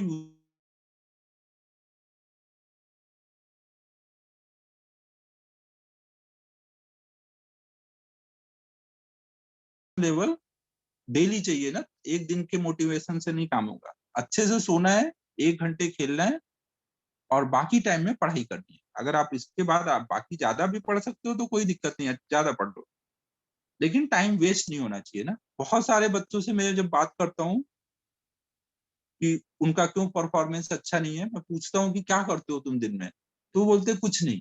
कुछ नहीं मतलब वो बैठे रहते हैं। बोलते सर पता ही नहीं चलता टाइम कब बीत जाता है, ऐसे ही बैठा हूँ, कोई से बात कर रहा हूँ इधर उधर, छोटे भाई को परेशान कर रहा हूँ, सिस्टर से लड़ाई कर रहा हूँ, इन सब में टाइम निकल जाता है।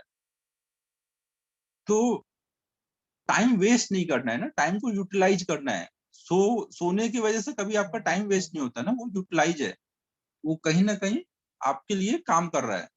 अच्छे से सो, 1 घंटे खेलो, खेलने से भी टाइम वेस्ट नहीं होता ना। टाइम वेस्ट कहाँ होता है, कुछ नहीं कर रहे हो, टीवी देख रहे हो, मोबाइल पे फालतू का टाइम पास कर रहे हो, इन सबसे टाइम वेस्ट हो रहा है, वो मत करो ना। टाइम देखो, आपका अगर वेस्ट नहीं करना है तो सबसे बेटर तरीका होता है कि टाइम टेबल बनाओ पढ़ाई करने के लिए। मैं बचपन में जब खुद पढ़ता था तो शुरू के टाइम में बिना टाइम टेबल बनाए पढ़ता था, तो मुझे लगता था मैं बहुत पढ़ रहा हूँ।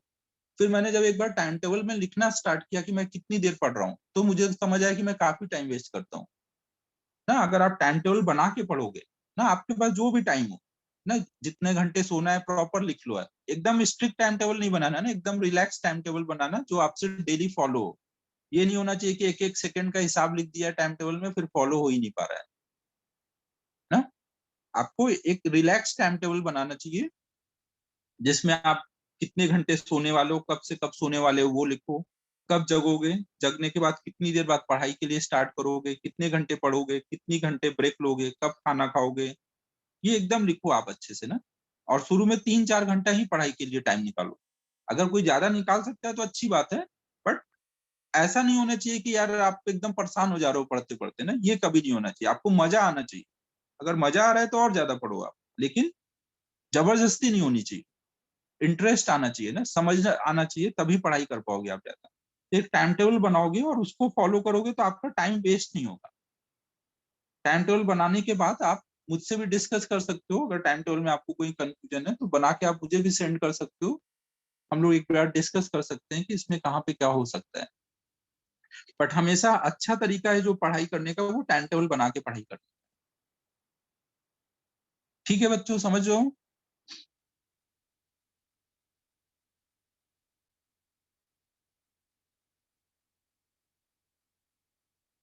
फिर देखो यहाँ पर एक और इम्पोर्टेंट पॉइंट रहेगा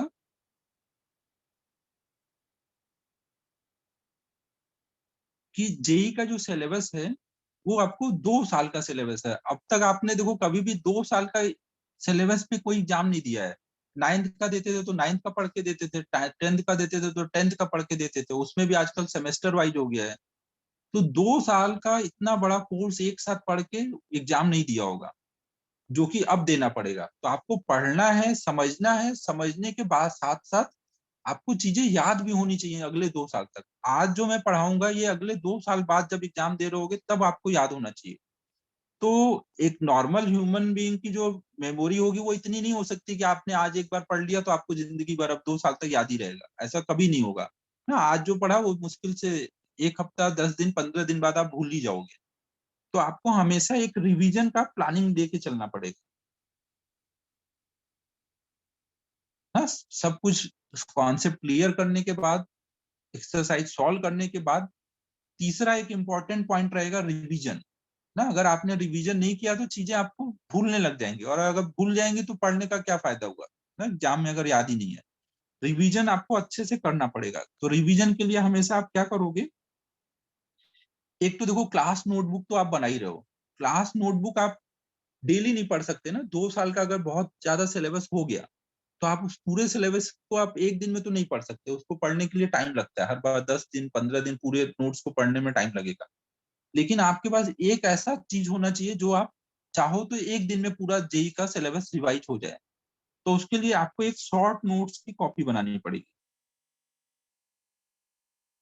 शॉर्ट नोट्स में ध्यान रखना शॉर्ट ही होना चाहिए ना, ये बड़ा नहीं होना चाहिए एकदम भी। बड़ा हो गया तो फिर आप पढ़ोगे नहीं। तो इसमें देखो आपको क्या क्या लिखना है, फॉर्मूले लिखना है। जो भी चैप्टर कंप्लीट हुआ उस चैप्टर के फॉर्मूले लिख लेना है।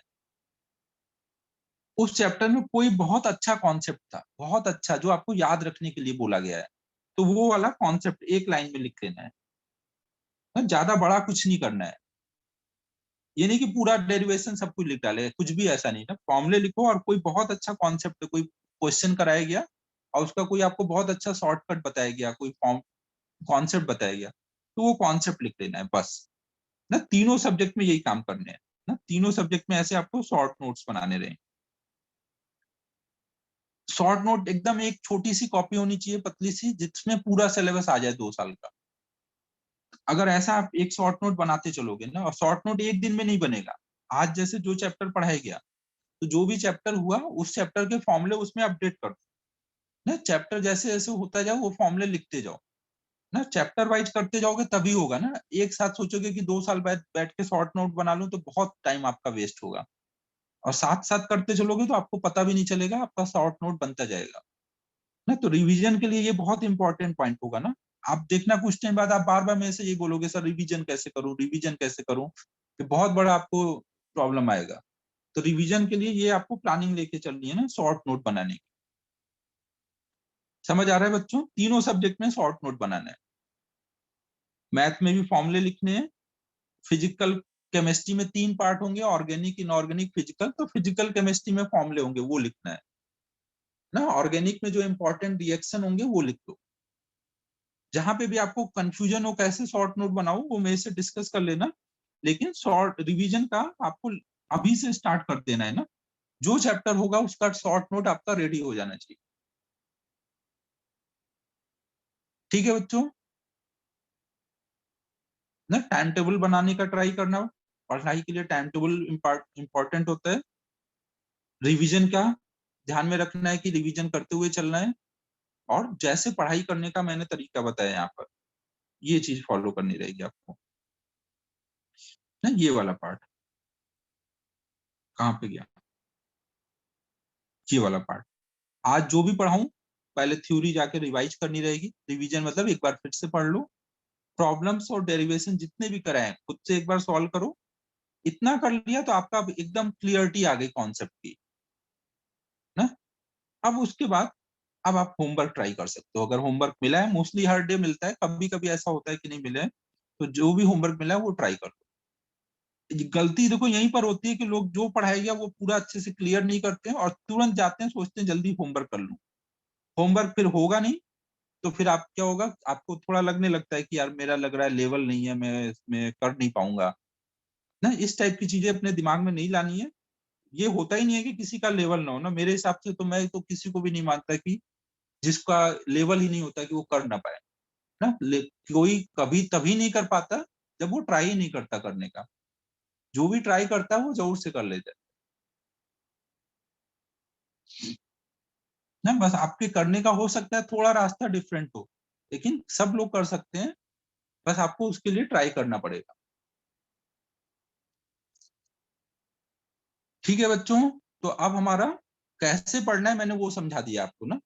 यहाँ पे अपना क्या सिस्टम फॉलो होगा वो समझा दिया। वीकली टेस्ट होंगे, मेजर टेस्ट होंगे।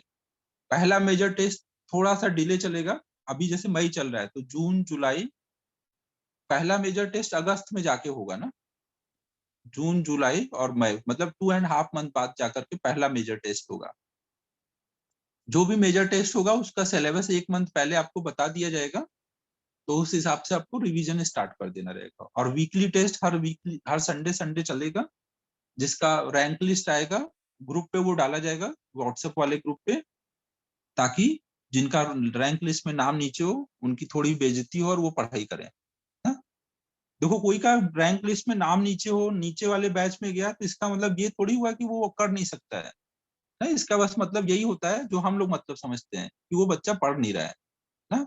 आप ये मत सोचना कि हम लोग आपकी बेइज्जती कर रहे हैं, आपको बोल रहे हैं कि आपको आता नहीं है, आप कर नहीं सकते हो ना। हम बस ये आपको रियलाइज कराना चाहते हैं, अगर आप नहीं पढ़ रहे हो तो आप रियलाइज करो आप नहीं पढ़ रहे हो ना, एफर्ट डालना शुरू करोगे, ऊपर आना स्टार्ट हो जाओ। रैंक लिस्ट ग्रुप पे डालना इंपॉर्टेंट रहेगा, ताकि आपको थोड़ा सा फील हो, जो अच्छा बच्चे करें उन्हें थोड़ा अच्छा लगे, जो अच्छा नहीं कर रहे हैं उनको थोड़ा बुरा लगे, और कंपटीशन का एटमॉस्फेयर बना रहे। तो अब हम लोग आज की क्लास स्टार्ट करते हैं।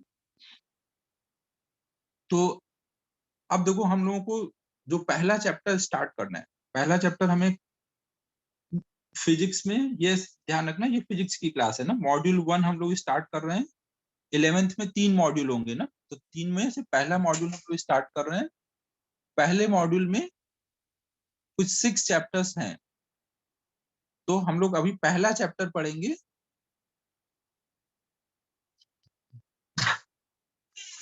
तो हम लोग पहला चैप्टर पढ़ेंगे, वो होगा मैथमेटिक्स फॉर फिजिक्स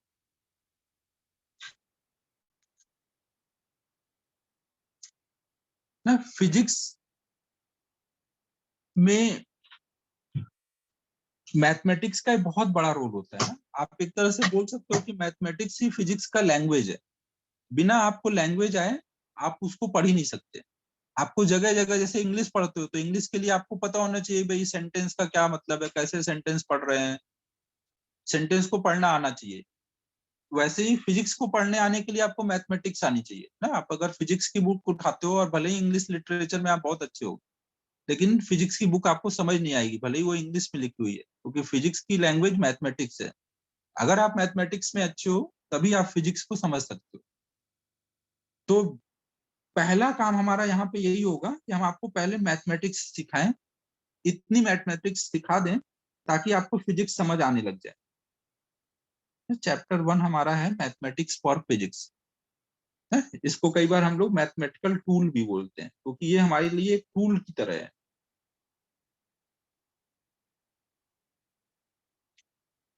तो इसमें देखो, इस वाले चैप्टर के कुछ पार्ट केवीपीवाई वाले लेक्चर में हो गए हैं, बट उससे कोई फर्क नहीं पड़ेगा, केवीपीवाई का अपना अलग चलेगा। जेई वाले लेक्चर में सब कुछ हम लोग पूरा जीरो लेवल से फिर से ही देखें ना। तो जिन्होंने हो गया है वो भी थोड़ा सा पेशेंस रखेंगे, कुछ एक चीजें रिपीट होंगी, कुछ चीजें फिर से नई भी मिलेगी, लेकिन वो करना पड़ेगा ना। तो मैथमेटिक्स फॉर फिजिक्स में हम लोग देखो क्या क्या पढ़ने वाले हैं। हम जो भी यहाँ पे पढ़ेंगे वो ध्यान रखना, मैथमेटिक्स का पेपर देने के लिए नहीं पढ़ रहे हैं ना। हम बस किस लिए यहाँ पे मैथ पढ़ रहे हैं, फिजिक्स समझ आए इसलिए पढ़ रहे हैं। हमें यहाँ फिजिक्स में मैथ का पेपर नहीं आना है, ध्यान रखना। तो हम जो भी पढ़ेंगे वो मैथ का बेसिक पढ़ेंगे। अगर हम बोल रहे हैं कैलकुलस हम यहाँ पढ़ने जा रहे हैं, तो कैलकुलस मैथ में आएगा, उसका पेपर आपको कैलकुलस का मैथ में देना रहेगा। यहाँ पे हम कैलकुलस पढ़ेंगे तो कैलकुलस का बेसिक पढ़ेंगे, क्योंकि केवल कैलकुलस अगर आप पढ़ने लग जाओ मैथमेटिक्स के हिसाब से जितना मैथ में पढ़ना है, तो 1 मंथ तो कैलकुलस पढ़ने में लगेगा। और हमें फिजिक्स में 1 मंथ अगर हम एक मैथ के चैप्टर को देंगे तो हमारा सिलेबस तो कभी हो ही नहीं पाएगा। तो यहाँ पे हम केवल क्या पढ़ेंगे, कैलकुलस का बेसिक्स पढ़ लेंगे, ताकि आपको फिजिक्स पढ़ना इजी हो जाए। तो वो हम 2 3 4 लेक्चर में हमें कंप्लीट करना रहेगा। तो हम देखो यहाँ पे क्या क्या पढ़ने जा रहे हैं। तो हम एक तो पढ़ेंगे basic of calculus, basic of algebra, basics of trigonometry, basics of coordinate geometry, और बेसिक्स ऑफ वेक्टर ना। इतनी चीजें हम लोग इनके बेसिक्स देखेंगे ना। इसमें देखो ज्यादा जो हमें देखना होगा, ये देखना होगा और ये देखना होगा, बाकी लगभग आइडिया होगा, थोड़ा ये भी देखना रहेगा। ट्रिग्नोमेट्री वाला पार्ट मैथ में भी पहला चैप्टर ट्रिग्नोमेट्री स्टार्ट होगा, तो लगभग उधर हो जाएगा। अगर तब तक नहीं हुआ होगा तो मैं ये करा दूंगा। अलजेब्रा लगभग पता है, इसमें थोड़ा बहुत देखना रहता है।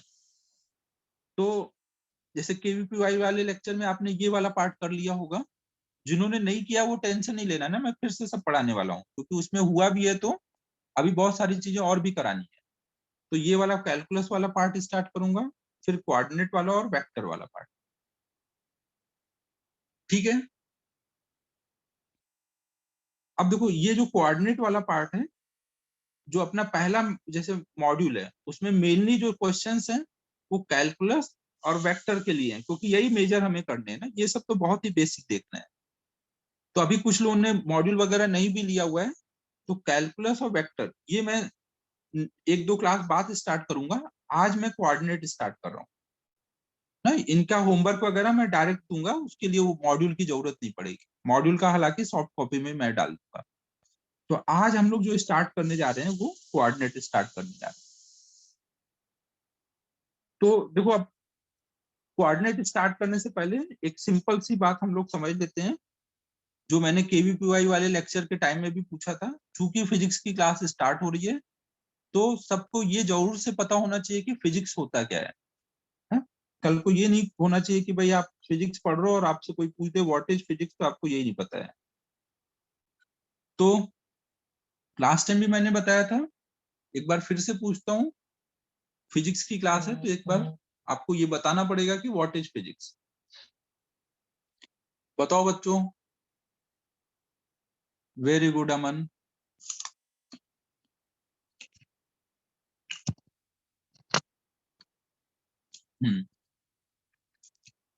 जितने भी पुराने बच्चे हैं उन्होंने तो समझ रखा है।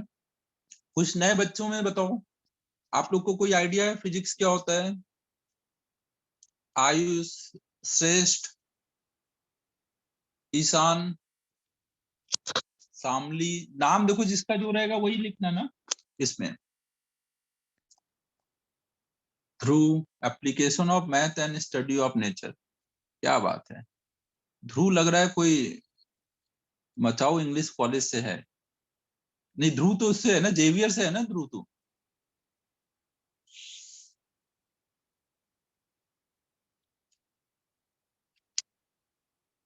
Study of nature, field of science concerned with the measurement of physical quantity, study of motion in our surrounding। हाँ श्रेष्ठ, study of motion in surrounding. केवल मोशन ही नहीं, बहुत सारी चीजें होती हैं, केवल मोशन ही नहीं पढ़ते, कोई चीज रुकी हुई है तो भी पढ़ते हैं सराउंडिंग में। तो लगभग सबको पता है, मैं 2 मिनट के लिए बस रिवाइज करा देता हूँ, क्योंकि बहुत सारे नए बच्चे हैं तो उनको पता होना चाहिए कि फिजिक्स मतलब क्या। हाँ, हमारे पास जो भी आसपास हो रहा है उसका स्टडी। वेरी गुड तेजस। नहीं तो हमारे देखो, इस फिजिक्स मतलब क्या होता है, फिजिक्स में जो कुछ भी हमारे आसपास हो रहा है बस उसी को हम स्टडी कर रहे हैं, वही हमारा फिजिक्स है ना। कुछ भी ऐसा हम बहुत हाई फाई नहीं पढ़ने जा रहे हैं ना, जो भी हमारे आसपास चीजें हो रही है बस हम उसी को देखने जा रहे हैं ना। तो फिजिक्स को हम सिंपल लैंग्वेज में क्या बोलते हैं? स्टडी ऑफ नेचर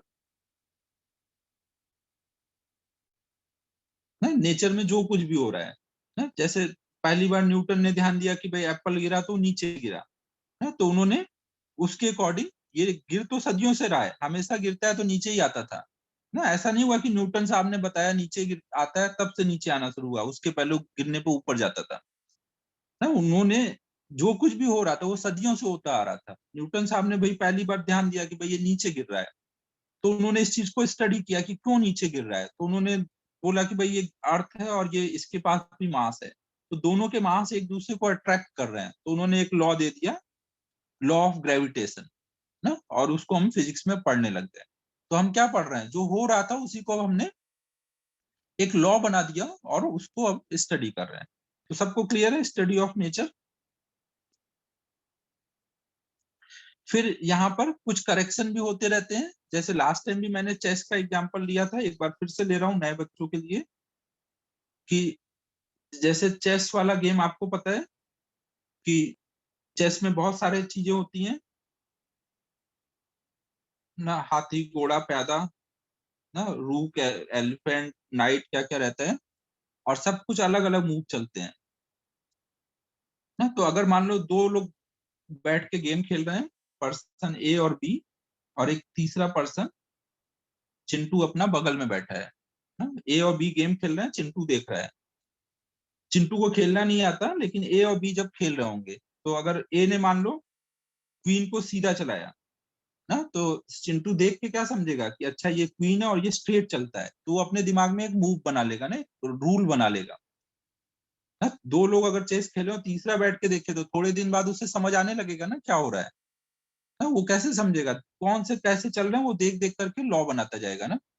फिर कोई बार वो क्वीन ने डायगोनल गई तो वो अपना रूल चेंज कर लेगा कि अच्छा क्वीन जो है दोनों साइड चलता है, जबकि एलिफेंट केवल स्ट्रेट चलता है ना। तो ऐसे उसने रूल बना लिए। तो वही सेम चीज नेचर में भी हो रही है ना। जब तक कोई चीज नीचे गिरी तो हमने देखा कि हमने ये रूल बनाया कि कोई चीज छोड़ने पे नीचे गिरती है।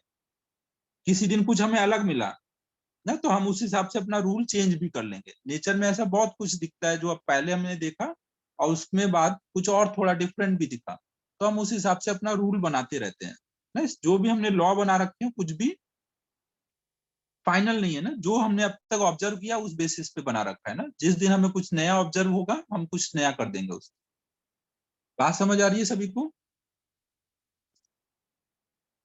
तो अब हम लोग स्टार्ट कर रहे हैं फिजिक्स। और फिजिक्स में हम क्या स्टार्ट करने जा रहे हैं?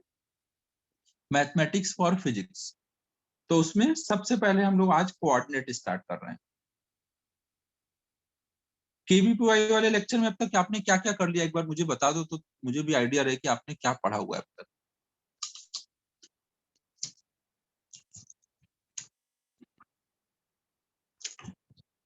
वेक्टर किया है उधर, और कैलकुलस में मैंने डिफरेंशिएशन पढ़ाया था। इंटीग्रेशन सर ने कराया था क्या, या वो अभी बचा हुआ है? हो गया ना इंटीग्रेशन? नहीं कराया है सर ने? अबे वेक्टर नहीं पूछा हूँ, इंटीग्रेशन। कैलकुलस में डिफरेंशिएशन मैंने पढ़ाया था, फिर सर को दे दिया था पढ़ाने को। तो सर ने इंटीग्रेशन कराया था या वेक्टर कराया था?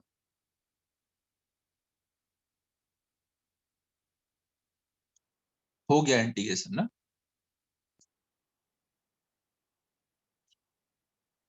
ठीक है ठीक है। तो हालांकि इंटीग्रेशन वगैरह में और भी चीजें अभी पढ़नी रहेगी, तो मैं एक बार फिर से पढ़ाऊंगा ना। सब कुछ एक बार जीरो लेवल से पढ़ाऊंगा और थोड़ा और हायर लेवल तक जितना हमें जरूरत रहेगी ना। अब केवी2आई का लेक्चर अलग से लगेगा ना, कुछ दिन बाद वो स्टार्ट करेंगे। अभी ज्यादा लोड स्टार्टिंग स्टार्टिंग में नहीं डालेंगे, धीमे धीमे लोड बढ़ाएंगे। तो अब हम लोग स्टार्ट कर रहे हैं कोऑर्डिनेट ज्योमेट्री ना। जिन्होंने किया है या जिन्होंने नहीं किया है ना, सबके लिए ये जेई में के लेक्चर में सब कुछ जीरो से स्टार्ट हो रहा है ना। केवीपीवाई वाले से इसका कोई रिलेशन नहीं है। तो अब देखो इसमें हम कोऑर्डिनेट ज्योमेट्री जो स्टार्ट कर रहे हैं, इसमें सबसे पहला आता है कोऑर्डिनेट एक्सिस।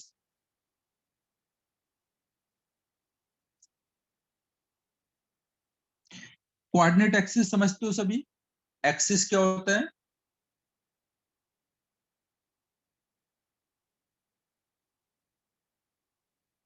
कोऑर्डिनेट ज्योमेट्री पढ़ने के लिए हम एक्सिस बनाते हैं। एक्सिस सुना है? X axis, Y axis, Z axis.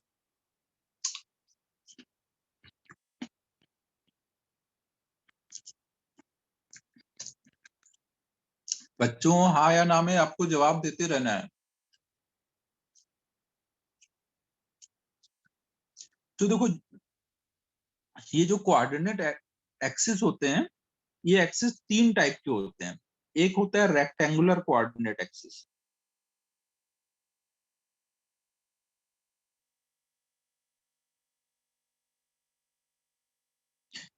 एक होता है स्फेरिकल कोऑर्डिनेट एक्सिस, और एक होता है polar, sorry cylindrical coordinate axis. तो हमें देखो मेनली इस चैप्टर में ये वाला पढ़ना है, रेक्टेंगुलर कोऑर्डिनेट एक्सिस। नहीं, इस चैप्टर में या पूरे अपने 2 साल के सिलेबस में मोस्टली हम यही वाला पढ़ेंगे। कभी कभी स्फेरिकल कोऑर्डिनेट सिस्टम यूज करते हैं, वो भी केवल 2D के लिए, 3D के लिए नहीं। 2D में इसको हम polar coordinate system, polar coordinate system करके यूज करते हैं।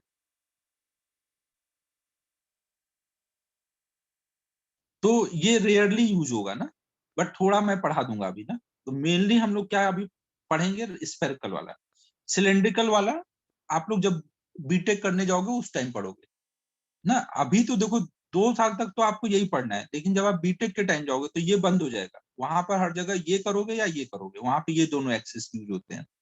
रेक्टेंगुलर वाले फिर वहां यूज नहीं होते। तो हम लोग अभी पहला स्टार्ट कर रहे हैं रेक्टेंगुलर कोऑर्डिनेट एक्सिस, क्योंकि जो हमें पढ़ना है ना, बाकी थोड़ा ये वाला पढ़ाऊंगा स्फेरिकल वाला।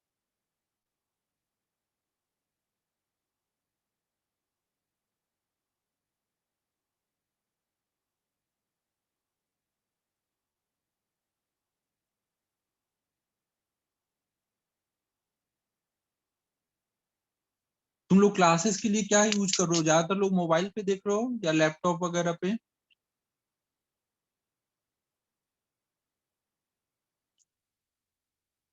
जितना बेटर हो सके लैपटॉप या टैबलेट वगैरह यूज करना है। मोबाइल कम से कम यूज करना है, जब अवेलेबल ना हो तभी मोबाइल यूज करना, क्योंकि उतने छोटे से स्क्रीन पे देखने में थोड़ा सा आई पे लोड आता है ना। और आपको डेली अब 2 क्लास 3 क्लास करनी पड़ेगी। अगर स्मार्ट टीवी है तो स्मार्ट टीवी पे भी जूम वगैरह तो चल जाएगा, तो उसको भी लगा सकते हो टीवी पे। तो और अगर किसी के पास है तो कम ही लोड आएगा, टीवी अगर कनेक्ट कर देते हो तो। नहीं तो टीवी को वो भी कर सकते हो ना, उसको क्या बोलते हैं, टीवी को स्क्रीन को मोबाइल को इस टीवी पे कर सकते हो ना, क्या बोलते हो उसको? हाँ, कास्टिंग कर सकते हो।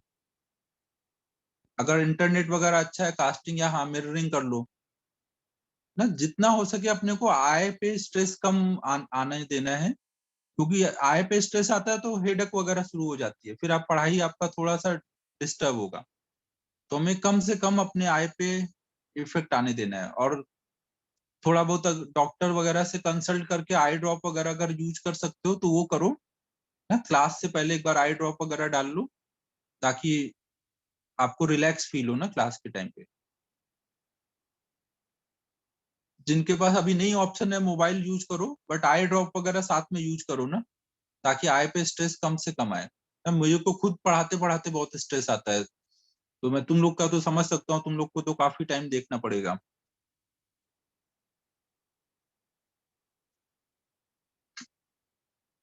तो अब देखो हम लोग स्टार्ट कर रहे हैं rectangular coordinate axis. Rectangular coordinate axis में हम क्या करते हैं, 3 परपेंडिकुलर लाइंस लेते हैं ना, 3 परपेंडिकुलर म्यूचुअली परपेंडिकुलर, जिनमें से एक को बोल देते हैं एक्स एक्सिस, एक को वाई एक्सिस और एक को जेड एक्सिस ना। ये जो जेड एक्सिस है इसको यहाँ पे हम दिखा रहे हैं, तो ये लाइन मतलब बाहर आ रही है ना। एक्स और वाई यहाँ पे इस स्क्रीन के प्लेन में है ना, ये जो अपना स्क्रीन है, बोर्ड है, इसके प्लेन में है एक्स और वाई एक्सिस ना। और जेड एक्सिस यहाँ पे आउट ऑफ द प्लेन है। आउट ऑफ द प्लेन का मतलब है कि स्क्रीन पे अपने पेन को परपेंडिकुलर रखो उस डायरेक्शन में, ना बाहर को आ रही है ना। स्क्रीन की अगर कोई चीज बाहर आ रही होगी तो उसको मैं ऐसे दिखाऊंगा डॉट लगा के। डॉट का मतलब है कि एक एरो बाहर आ रही है, उसका केवल टिप दिख रहा है ना। अगर कहीं पे डॉट लगा है तो इसका मतलब होता है ये आउट ऑफ द प्लेन है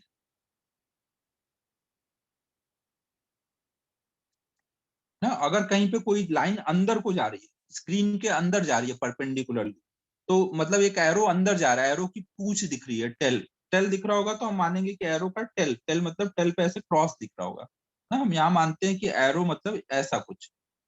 तो अगर उसका टिप दिख रहा है तो वो एरो बाहर आ रही है, अगर उसका टेल दिख रहा है मतलब वो अंदर जा रही है। तो अगर कोई चीज अंदर जा रही है परपेंडिकुलर टू स्क्रीन, तो उसको हम ऐसे बोलेंगे ना, इन टू द प्लेन।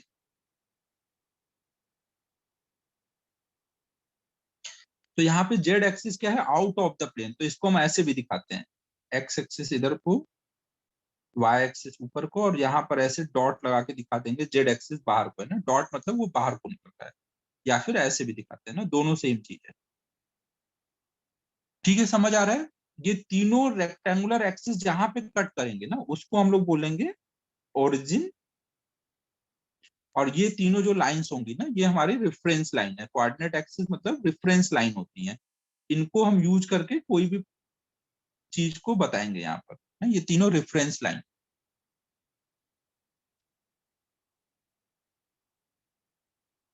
अब देखो यहाँ पर एक इंपॉर्टेंट पॉइंट ये होता है कि ये एक्सिस लेने का रूल क्या है। क्या हम किधर को भी 3 परपेंडिकुलर लाइन बना दें और वो एक्सिस हो जाएगा, या कोई रूल फॉलो करना पड़ेगा? कोई बताएगा, कोई रूल है क्या?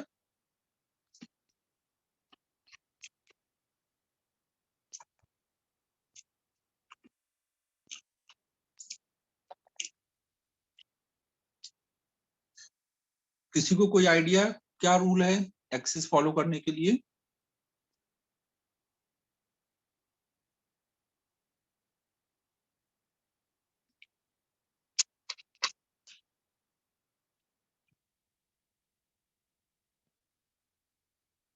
तीनों परपेंडिकुलर होने चाहिए, वेरी गुड।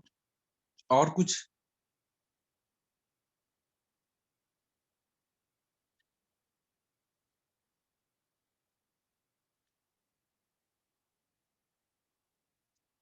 देखो, एक्सिस लेने का जो रूल होता है, क्या बात है श्रेष्ठ, तीनों ओरिजिन से स्टार्ट होने चाहिए। Very good. और अबे तीन एक्सिस है सिद्धि, तो तीनों एक ही प्लेन में कैसे होंगे? तीन एक्सिस है परपेंडिकुलर तो स्पेस में आएंगे ना, दो ही एक्सिस एक प्लेन में हो सकते हैं ना।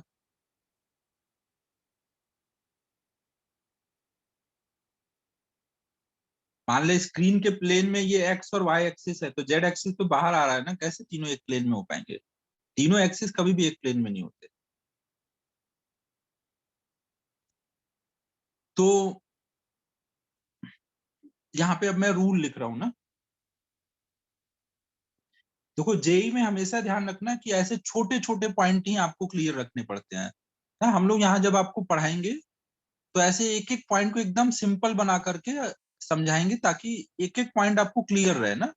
जेई में एकदम सिंपल पॉइंट का यूज हो जाता है, और हमें लगता है हम बहुत कुछ हाई फाई पढ़े होते तो जेई में होता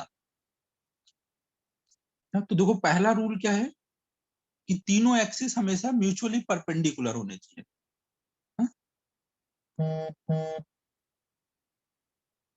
axis should be mutually perpendicular.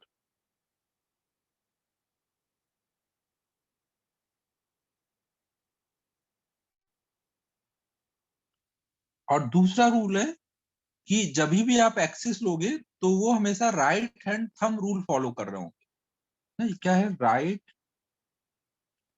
Hand thumb rule ना। अगर ये दो कंडीशन सेटिस्फाई होंगे तभी वहां पे आप बोल सकते हो कि ये हमारा रेक्टेंगुलर कोऑर्डिनेट एक्सिस सिस्टम है। देखो, जैसे मैंने बोला कि भाई इधर को एक्स एक्सिस है, इधर को वाई एक्सिस है, और बाहर को जेड एक्सिस, तीनों परपेंडिकुलर है ना। लेकिन अगर मान लो मैं ऐसे बोलता, इधर वाई एक्सिस है, इधर एक्स एक्सिस और इधर जेड एक्सिस है, यहाँ पे भी तीनों परपेंडिकुलर है, लेकिन क्या ये सही है? दूसरा वाला सही है क्या? दूसरे वाले में फर्स्ट रूल तो फॉलो हो रहा है, लेकिन सेकंड रूल फॉलो नहीं हो रहा है ना। यहाँ पे केवल ये वाला ही सही है, ये वाला सही नहीं है, जबकि फर्स्ट रूल दोनों फॉलो कर रहा है। फर्स्ट रूल ये भी फॉलो कर रहा है, फर्स्ट रूल ये भी फॉलो कर रहा है, लेकिन सेकेंड रूल ये नहीं, ये फॉलो कर रहा है। अभी सेकेंड रूल होता क्या है मैं समझा रहा हूँ ना। लेकिन सेकेंड रूल यहाँ फॉलो नहीं हो रहा है। अगर एक भी रूल फॉलो नहीं हुआ तो फिर उसको आप नहीं ले सकते। तो अब देखो, ये सेकेंड रूल है क्या? तो हम लोग अब हेडिंग डालेंगे, राइट हैंड थंब रूल ना फॉर कोऑर्डिनेट एक्सिस सिस्टम ना। तो देखो, ये राइट हैंड थंब रूल क्या बोलता है कि आपको अपनी राइट हैंड की फिंगर्स को एक्स एक्सिस के लॉन्ग रखना है ना। राइट हैंड का थंब रूल क्या बोलता है? राइट हैंड के फिंगर्स को एक्स एक्सिस के लॉन्ग रखो। सभी लोग कर रखो अभी। इधर एक्स एक्सिस के लॉन्ग अपने राइट हैंड के थंब फिंगर्स को रखो ना, राइट हैंड के फोर फिंगर्स को। राइट हैंड के फोर फिंगर्स ना, थंब हटा के जो बाकी चार फिंगर है उनको एक्स एक्सिस के लॉन्ग रखो। और उनको ऐसे रखना कि उनको वाई एक्सिस के लॉन्ग आप अब कर्ल कर पाओ ना। इंसानों की तरह कर्ल करना है ना। कर्ल करना मतलब ये नहीं कि पीछे को घुमा के तोड़ देना है। आगे को हमेशा कर्ल होता है ना फिंगर्स। तो ऐसे रखो कि वो वाई एक्सिस की तरफ कर्ल हो पाए। समझ हो ना? राइट हैंड से पहले ये रूल फॉलो करना है, लेफ्ट हैंड नहीं लगाना। राइट हैंड करना है, और राइट हैंड में भी कैसे करना है, ऐसे अपने फिंगर्स को रखना है कि वो वाई एक्सिस की तरफ कर्ल हो पाए। जब आप ऐसे रख के कर्ल करोगे तो थंब जिधर जा रहा होगा वही आपका जेड एक्सिस होना चाहिए।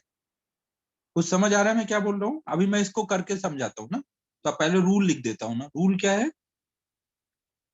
Extend right hand fingers along x-axis and curl it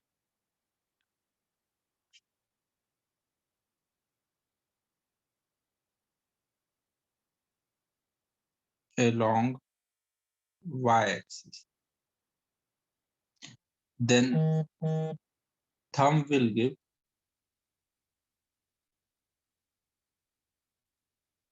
direction of, ये डायरेक्शन लिखा है ना शॉर्ट में, डायरेक्शन ऑफ जेड एक्सिस। तो अब कुछ लोगों ने कर पाए होंगे, कुछ लोगों ने नहीं कर पाए होंगे। ये नोट करो, मैं अब इसको कैमरा ऑन करके दिखाता हूँ। तो 1 मिनट रुको ना, 10 मिनट, 1 मिनट में ऑन करता हूँ। थोड़ा अरेंजमेंट करना पड़ेगा मुझे, तब तक आप नोट कर लो इसको।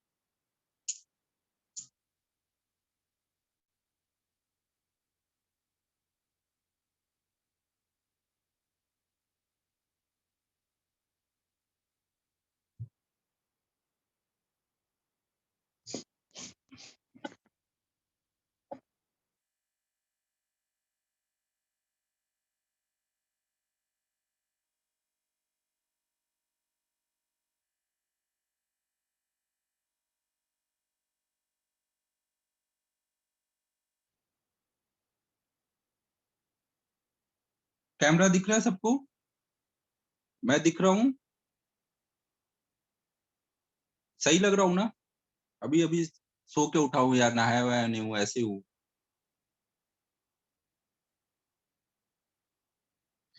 तो देखो, ये राइट हैंड थंब रूल क्या है ना। मान लो हमारे पास ये बुक है कोई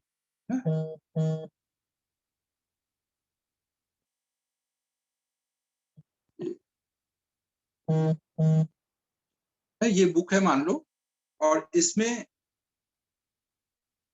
इस डायरेक्शन में एक्स एक्सिस है, इधर को वाई एक्सिस है ना, इधर को एक्स एक्सिस है, इधर वाई एक्सिस है ना। अपने कॉपी पे ऐसे एक्सिस बना लो, इधर को एक्स एक्सिस और इधर को वाई एक्सिस।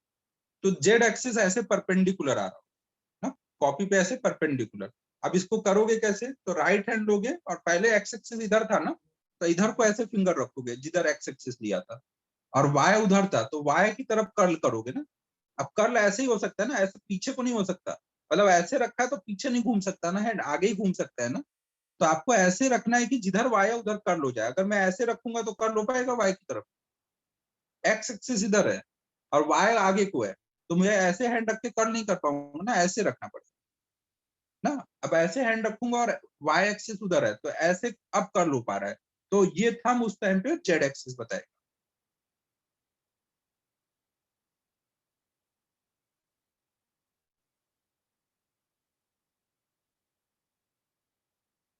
कुछ समझ आया? अब तेजस, ये कुछ ज्यादा ही हो गया। ठीक है, एक बार हम लोग फिर से समझते हैं, एक बार फिर से समझते हैं। सब लोग अपने राइट हैंड को एक्सटेंड करो, कोई भी एक डायरेक्शन में राइट हैंड को एक्सटेंड करो। राइट हैंड एक्सटेंड करो सभी। अब देखो, अगर राइट हैंड आपने एक्सटेंड किया है, जिधर को ये फिंगर्स रखी है वो आपका एक्स एक्सिस बताएगा ना। आपको हमेशा ये फिंगर किधर रखनी है? शुरू में एक्स एक्सिस के लॉन्ग। और अब ये जब कर्ल होंगी तो जिधर कर्ल हो रही है वो वाई एक्सिस होगा, इधर को यहाँ पे वाई एक्सिस है ना, इधर एक्स एक्सिस है और ये ऐसे कर्ल हो रहा है तो इधर वाई एक्सिस है। तो इस टाइम पे जेड एक्सिस ऊपर होना चाहिए ना, क्योंकि जब आप एक्स से वाई की तरफ कर्ल करोगे तो थंब बताएगा जेड एक्सिस ना, आप जेड एक्सिस नीचे नहीं बोल सकते ना, ऊपर ही बोलना पड़ेगा क्योंकि थंब ऊपर है ना। समझ आ रहा है? कोई भी जिधर आपने हैंड रखा वो एक्स एक्सिस बताता है, और ये वाला पार्ट जिधर है मतलब जिधर कर्ल हो सकता है उधर को परपेंडिकुलर वाई एक्सिस होगा। तो एक्स से वाई ना, इधर एक्स हुआ इधर वाई हुआ और ये आपका जेड एक्सिस। कुछ समझ आ रहा है?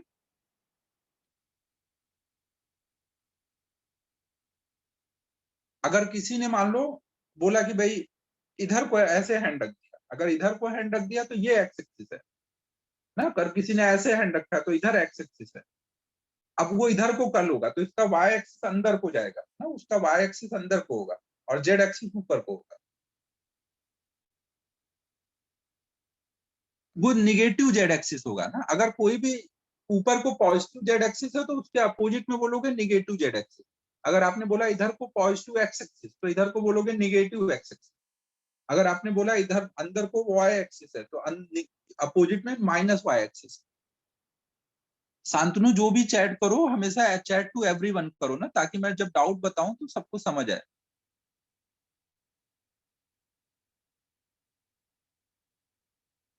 अब देखो जो सेकेंड कंडीशन है उसमें कैसे अप्लाई नहीं हो रहा है तो आप खुद से करके देखो। इसमें देखो सेकेंड कंडीशन में पहले स्क्रीन ऊपर को एक्स एक्सिस सेकेंड कंडीशन में आगे को जा रहा है ना। देखो मेरे नीचे वो स्क्रीन रखी है ना जिसपे मैं लिख रहा हूँ, तो उसमें एक्स एक्सिस ऊपर आगे को जा रहा है और वाई एक्सिस इधर है। आप भी उसी के अकॉर्डिंग रखो, पहले एक्स की तरफ रखो और वाई की तरफ कर्ल करो तो जेड नीचे को जा रहा है ना, जबकि हमने फिगर में जेड को बाहर को दिखाया है, तो वो गलत हो जा रहा है ना सेकेंड फिगर। सेकेंड फिगर सबको समझ आ रहा है? ये देखो मेरा स्क्रीन ये है ना, स्क्रीन पे मैंने एक्स एक्सिस आगे को दिखाया है, आप भी ऐसे आगे को एक्स एक्सिस रखो और वाई इधर को दिखाया है। जिधर वाई दिखाया उधर के साइड में अपना हैंड ऐसे करो कि कर्ल हो जाए, तो देखोगे थंब अंदर जा रहा होगा, जबकि हमने जेड को बाहर को दिखाया है। कर पा रहे हो?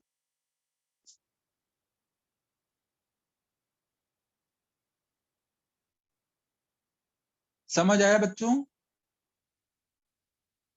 नहीं आया तो कोई बात नहीं है, आप पूछो ना। ना ये देखो एक चीज हमेशा ध्यान रखना कि ऐसा नहीं होना चाहिए कि आपको समझ नहीं आया और बस आप हाँ में हाँ मिलाते जा रहे हो। नहीं, ये सबसे गंदा चीज होता है ना। आपको जब समझ आए तभी आप आगे बढ़ो ना, तभी आपको फायदा होगा पढ़ाई का। आप बिना समझे अगर आगे बढ़ते जाओगे तो फिर बहुत दिक्कत होगी। ठीक है, सब लोग समझ गए ना? हमेशा क्या करना है, राइट हैंड के फिंगर्स को एक्स एक्सिस पे रखना है और ऐसे रखना है कि वो वाई एक्सिस की तरफ कर्ल हो पाए ना। जब वो वाई एक्सिस की तरफ कर्ल हो रही होगी तो जेड एक्सिस थंब से मिल जाएगा। ठीक है, तो आप मेरे हिसाब से सबको क्लियर होगा। तो अब मैं कुछ एक्सिस बना के दे रहा हूँ, आपको बताना है कि वो सही है या गलत है।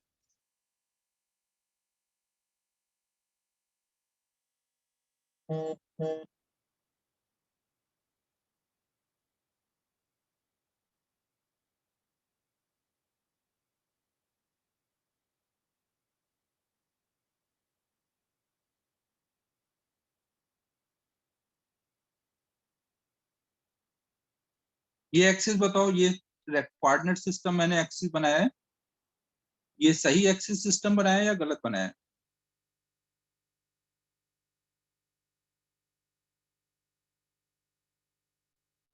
वेरी गुड, वेरी गुड, सही है ना। अब सबको ये दिख रहा है एक्स एक्सिस मैंने क्या है, आगे को एक्स एक्सिस दिखाया है ना, अपने से अबे एक्स एक्सिस दिखाया है ना, अपने से अबे एक्स एक्सिस दिखाया है और वाई एक्सिस ऊपर को है ना, वाई एक्सिस ऊपर को है तो देख लो ये जेड किधर जा रहा है, राइट हैंड साइड में जा रहा है ना, ये राइट साइड में जा रहा है। फिगर में आप देखोगे तो आपके सामने जो जेड होगा वो राइट में जा रहा होगा, तो ये फॉलो कर रहा है ना, तो ये सही एक्सिस सिस्टम है। तो मेरे हिसाब से आप सब लोग कर लोगे ना। किसी को कोई भी डाउट है तो पूछ लेना। थोड़ा सा देखो ऑनलाइन पढ़ाने में थोड़ा सा ये सब कंस्टेंट रहता है ना, क्लास होती तो वहां पे हम लोग डायरेक्ट आपको करके हैंड बुला करके क्लास में करा के दिखा देते कि ऐसे हो रहा है ना, लेकिन अभी थोड़ा सा ऐसे रहेगा, तो जहां पे दिक्कतें रहेंगी हम लोग कैमरे पे ट्राई करेंगे करने का। फिर भी नहीं होगा तो आप अलग से मुझे कॉल करो, हम लोग उस पर डिस्कस करेंगे। ठीक है, तो हमने क्या समझ लिया कि कोऑर्डिनेट एक्सिस हम लोग कैसे लेंगे। फिर हम लोग नेक्स्ट अब देख रहे हैं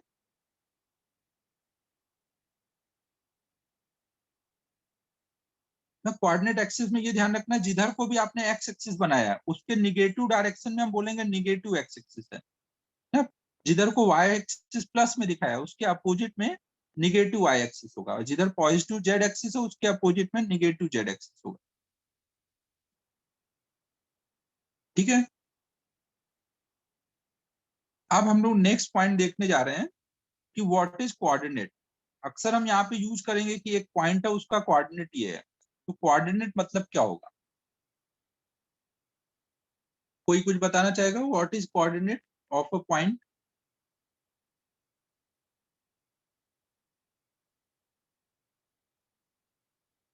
what is coordinate of a point.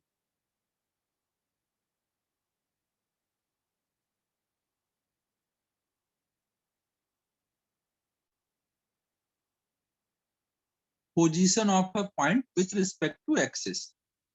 हाँ, very good, location of a point ना। देखो, जो कोऑर्डिनेट हम लोग बताते हैं उसका पर्पज क्या होता है कि कोई भी जो हमने पॉइंट है उसको बताने के लिए हमने कोऑर्डिनेट बनाया है ना, कि पॉइंट कहाँ पर है ना? देखो, एक तो क्या होता है, जैसे कोई चीज आपसे पूछी जाए कि भाई कोई एड्रेस पूछा जाए तो आप बताते हो ना कि वो वाली बिल्डिंग है उसके सामने, आगे जाके लेफ्ट ले लो उसके सामने होगा, इधर उधर ऐसे करके लैंडमार्क लेके बताते हैं ना। लेकिन फिजिक्स में तो अब आप कहीं पे बताना है कि भाई स्क्रीन पे मैंने यहाँ एक पॉइंट बनाया, तो ये पॉइंट मैंने कहाँ बनाया, मैं कैसे बताऊं, तो अब यहाँ कौन सा बिल्डिंग बनाऊंगा और किसको लेके बताऊंगा। तो बिल्डिंग बनाने से अच्छा क्या है कि 3 लाइन सीधी बना दें, सीधी सीधी लाइन बनाना सबसे आसान है ना, बजाय कि हम बहुत आर्ट पूरा बिल्डिंग बिल्डिंग बनाए अच्छी सी और बताएं उस बिल्डिंग से इतनी दूरी पर। सबसे सिंपल क्या है कि 3 लाइन बना देते हैं। तो हम अपना रेफरेंस लेंगे, एक्स एक्सिस, वाई एक्सिस और जेड एक्सिस, और फिर हम देखेंगे कि इस पॉइंट तक जाने के लिए तीनों एक्सिस के लॉन्ग कितना चलना पड़ रहा है। मान लो ये पॉइंट एक्स वाई प्लेन में है ना, स्क्रीन में है, तो मुझे क्या चलना पड़ेगा, इधर तक परपेंडिकुलरली ऐसे एक्स चलना पड़ा, फिर ऐसे वाई के लॉन्ग कुछ चलना पड़ा। मान लो एक्स एक्सिस के लॉन्ग मुझे कुछ ए चलना पड़ा, फिर वाई एक्सिस के लॉन्ग मुझे कुछ बी चलना पड़ा, और ये एक्स वाई प्लेन में था, जेड में कुछ नहीं चलना पड़ा, तो मैं यहाँ पे बोलूंगा इस पॉइंट का कोऑर्डिनेट है ए कॉमा बी कॉमा 0, जेड में कुछ नहीं चलना पड़ा ना, एक्स में ए चलना पड़ा, बी में वाई एक्सिस के लॉन्ग बी चलना पड़ा, और जेड एक्सिस के लॉन्ग अभी कुछ नहीं चले हैं तो 0 चलना पड़ा। तो हम बोलेंगे इस पॉइंट का कोऑर्डिनेट है ए कॉमा बी कॉमा 0। तो अब अगर कहीं पे भी ऐसे मैं कोऑर्डिनेट लिखूंगा तो मुझे देख के समझ आ जाएगा ना कि उस पॉइंट तक पहुंचने के लिए मुझे कितना चलना पड़ेगा, है कि नहीं ना। कोऑर्डिनेट से हमें क्या पता चल जाता है, उस पॉइंट तक जाने के लिए हमें कितना चलना पड़ेगा, किधर चलना पड़ेगा, मतलब उसकी हमें लोकेशन पता चल जाती है कि वो कहाँ पर है स्पेस में ना। तो कोऑर्डिनेट हमें क्या देता है, इट गिव्स आइडिया अबाउट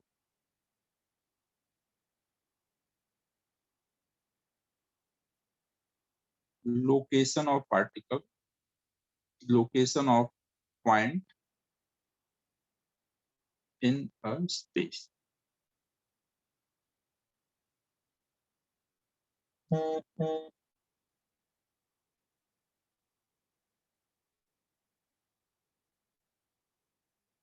हमेशा जो हम कोऑर्डिनेट होता है उसमें सबसे पहले हम एक्स कोऑर्डिनेट लिखते हैं ना, एक्स एक्सिस के अलोंग कितना चलना पड़ा वो वाला पार्ट हमारा एक्स कोऑर्डिनेट होता है। वाई एक्सिस के अलोंग कितना चलना पड़ा उसको बोलते हैं वाई कोऑर्डिनेट,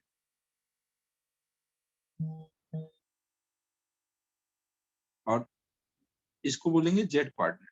हमेशा जो कोऑर्डिनेट लिखते हैं वो सबसे पहले जब हम लिखेंगे तो एक्स वाला लिखेंगे, फिर वाई वाला, फिर जेड वाला ना। कहीं पे भी हमने लिखा कि भाई कोई पॉइंट है उसका कोऑर्डिनेट है 3,5,6, तो इसका मतलब क्या है, उसका एक्स वाला कोऑर्डिनेट 3 है y वाला कोऑर्डिनेट 5 है और z वाला कोऑर्डिनेट 6 है। ठीक है, समझ आ रहा है ना? हमेशा पहले क्या लिखते हैं, x वाला, फिर बाद में y वाला, फिर सबसे लास्ट में z वाला ना, ये हमेशा ऑर्डर फॉलो करेंगे। अगर कभी आपको z वाला कोऑर्डिनेट नहीं होगा तो वहां पे हम केवल ऐसे लिख देते हैं, जैसे a कॉमा b कॉमा 0 है तो हम कई बार केवल उसको ऐसे लिख देंगे a कॉमा b ना, तो इसका मतलब होगा कि x कोऑर्डिनेट दिया है, y कोऑर्डिनेट दिया है ना, और मतलब ये एक्स वाई प्लेन में दिया है ना, जेड यहाँ पर है ही नहीं। ठीक है, समझ आ रहा है सभी को? पहला कोऑर्डिनेट एक्स वाला होगा, दूसरा वाई वाला, तीसरा जेड वाला। नोट करो यहां तक।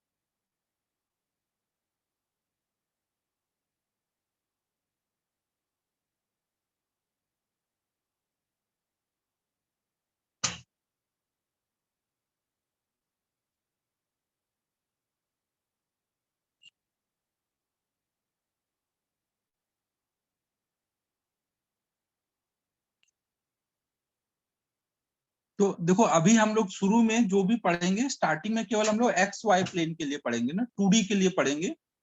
2D स्टार्टिंग में समझ आ जाएगा, तो आप बाद में 3D वगैरह भी जरूरत जब पड़ेगी तब समझ लेंगे ना। 3D वाला थोड़ा सा बाद में पढ़ेंगे वेक्टर के टाइम। अभी स्टार्टिंग में हम केवल यहाँ पे 2D वाला पढ़ने जा रहे हैं ना। तो मेनली क्या होगा, हमारा एक्स वाई एक्सिस होगा ना, इधर को मान लो एक्स एक्सिस है, इधर को वाई एक्सिस है ना। कोई भी पॉइंट लेंगे तो उस पॉइंट का कोऑर्डिनेट अगर हमने बोला a कॉमा b, तो इसका मतलब होगा कि इधर को हमें कितना चलना पड़ेगा, एक्स एक्सिस के लॉन्ग a, और वाई एक्सिस के लॉन्ग कितना चलना पड़ेगा b।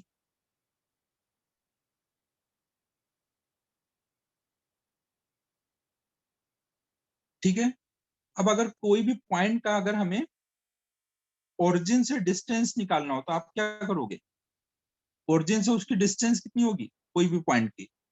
ये अगर a है, ये b है, तो आपने एक पढ़ा होगा राइट एंगल ट्रायंगल के लिए पाइथागोरस थ्योरम है, राइट एंगल ट्रायंगल के लिए पाइथागोरस थ्योरम। तो उससे हम लोग बोल सकते हैं ना, ये डिस्टेंस कितनी आएगी, under root of a square plus b square. तो मतलब कोई भी अगर पॉइंट का हमें ओरिजिन से डिस्टेंस निकालना है तो उसका जो भी एक्स कोऑर्डिनेट होगा ना, कई बार कोऑर्डिनेट को हम ऐसे एक्स कॉमा वाई करके भी लिखते हैं ना, ये एक्स कोऑर्डिनेट है, ये वाई कोऑर्डिनेट, तो फॉर्मूला हमारा क्या रहता है, X square plus Y square ना। कोई भी पॉइंट का ये ओरिजिन से डिस्टेंस बताएगा। फिर आपने शायद ये पढ़ा होगा कि डिस्टेंस बिटवीन 2 पॉइंट निकालने का फॉर्मूला, डिस्टेंस बिटवीन 2 पॉइंट। अगर हमारे पास दो पॉइंट हैं ए और बी, ए का कोऑर्डिनेट है कुछ x1 y1 और बी का कोऑर्डिनेट है कुछ x2 y2, तो ए से बी तक की डिस्टेंस कितनी होगी, डिस्टेंस फॉर्मूला पढ़ा होगा ना ऐसे। ये तो सब नहीं पढ़ा होगा, इसको तो बताने की जरूरत है क्या।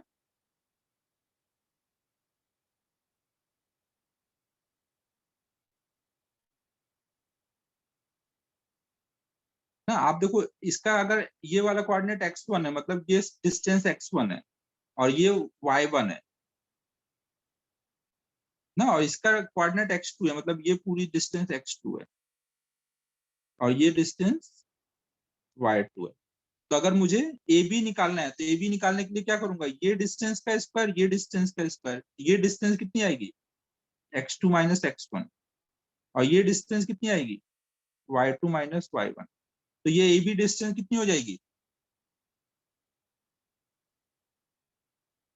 x2 माइनस x1 का square plus y2 minus y1 का स्क्वायर। अबे अमन ये क्या है, डिस्टेंस फॉर्मूला निकाल रहे हैं ना, एंगल थोड़ी निकाल रहे हैं।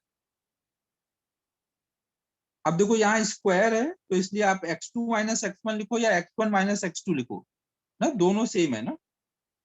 आप इसको ऐसे भी लिख सकते हो, x1 माइनस x2 का स्क्वायर y1 माइनस y2 का स्क्वायर ना। स्क्वायर है इसलिए माइनस बाहर निकालोगे तो प्लस ही आएगा। ठीक है, तो दो पॉइंट के बीच में ऐसे हम डिस्टेंस निकालते हैं ना। अब देखो कोऑर्डिनेट में हमें यहाँ पर मेनली पढ़ना क्या है, कोऑर्डिनेट में कोऑर्डिनेट ज्योमेट्री एक बहुत बड़ा टॉपिक है। हमें मेनली कोऑर्डिनेट में पढ़ना क्या है, कोऑर्डिनेट का यूज करके ग्राफ ड्रॉ करना सीखना है ना। कोऑर्डिनेट का यूज करके हमें ग्राफ ड्रॉ करना सीखना है। हम पढ़ेंगे स्ट्रेट लाइन का ग्राफ ड्रॉ करना, पैराबोला, सर्कल, हाइपरबोला, इलिप्स, ये सब हमें ग्राफ ड्रॉ करना सीखना है। तो नेक्स्ट क्लास से हम लोग ये स्टार्ट करेंगे ना कि ग्राफ क्या होता है और उसको कैसे हम कोऑर्डिनेट ज्योमेट्री का यूज करके ड्रॉ करेंगे। मेनली क्या है, हमें फिजिक्स में अक्सर ग्राफ ड्रॉ करना पड़ेगा, तो उसके लिए थोड़ा हमें कोऑर्डिनेट का आइडिया रहेगा तो हम जल्दी ड्रॉ ड्रॉ कर पाएंगे। कैलकुलस से भी हम ड्रॉ करते हैं, आगे पढ़ेंगे कैलकुलस का भी यूज करके, और भी हम लोग कोऑर्डिनेट का यूज करके ग्राफ ड्राइंग सीखेंगे। तो आज की क्लास तो यहीं तक थी 9:45 तक। तो आज बस इतना ही करते हैं हम लोग। आज कुछ होमवर्क भी नहीं है, अभी पहली क्लास है तो चिल करो, बट एक टाइम टेबल बनाने का ट्राई करना, और जो जो चीजें मैंने की हैं एक बार फिर से उनको देखो क्या क्या बोला है मैंने, और उनको आप फॉलो करने के लिए ट्राई करो ना। मैंने जो भी यहाँ पे लिखा हुआ है वो सब पीडीएफ बना के अभी डाल दे रहा हूँ ग्रुप पे। सब कुछ आपको अपने क्लास वर्क वाली कॉपी में अच्छे से लिख लेना है।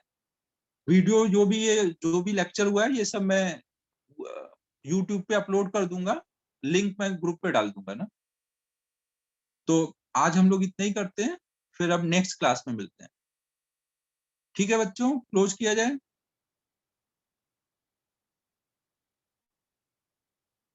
ओके बच्चों, बाय बाय।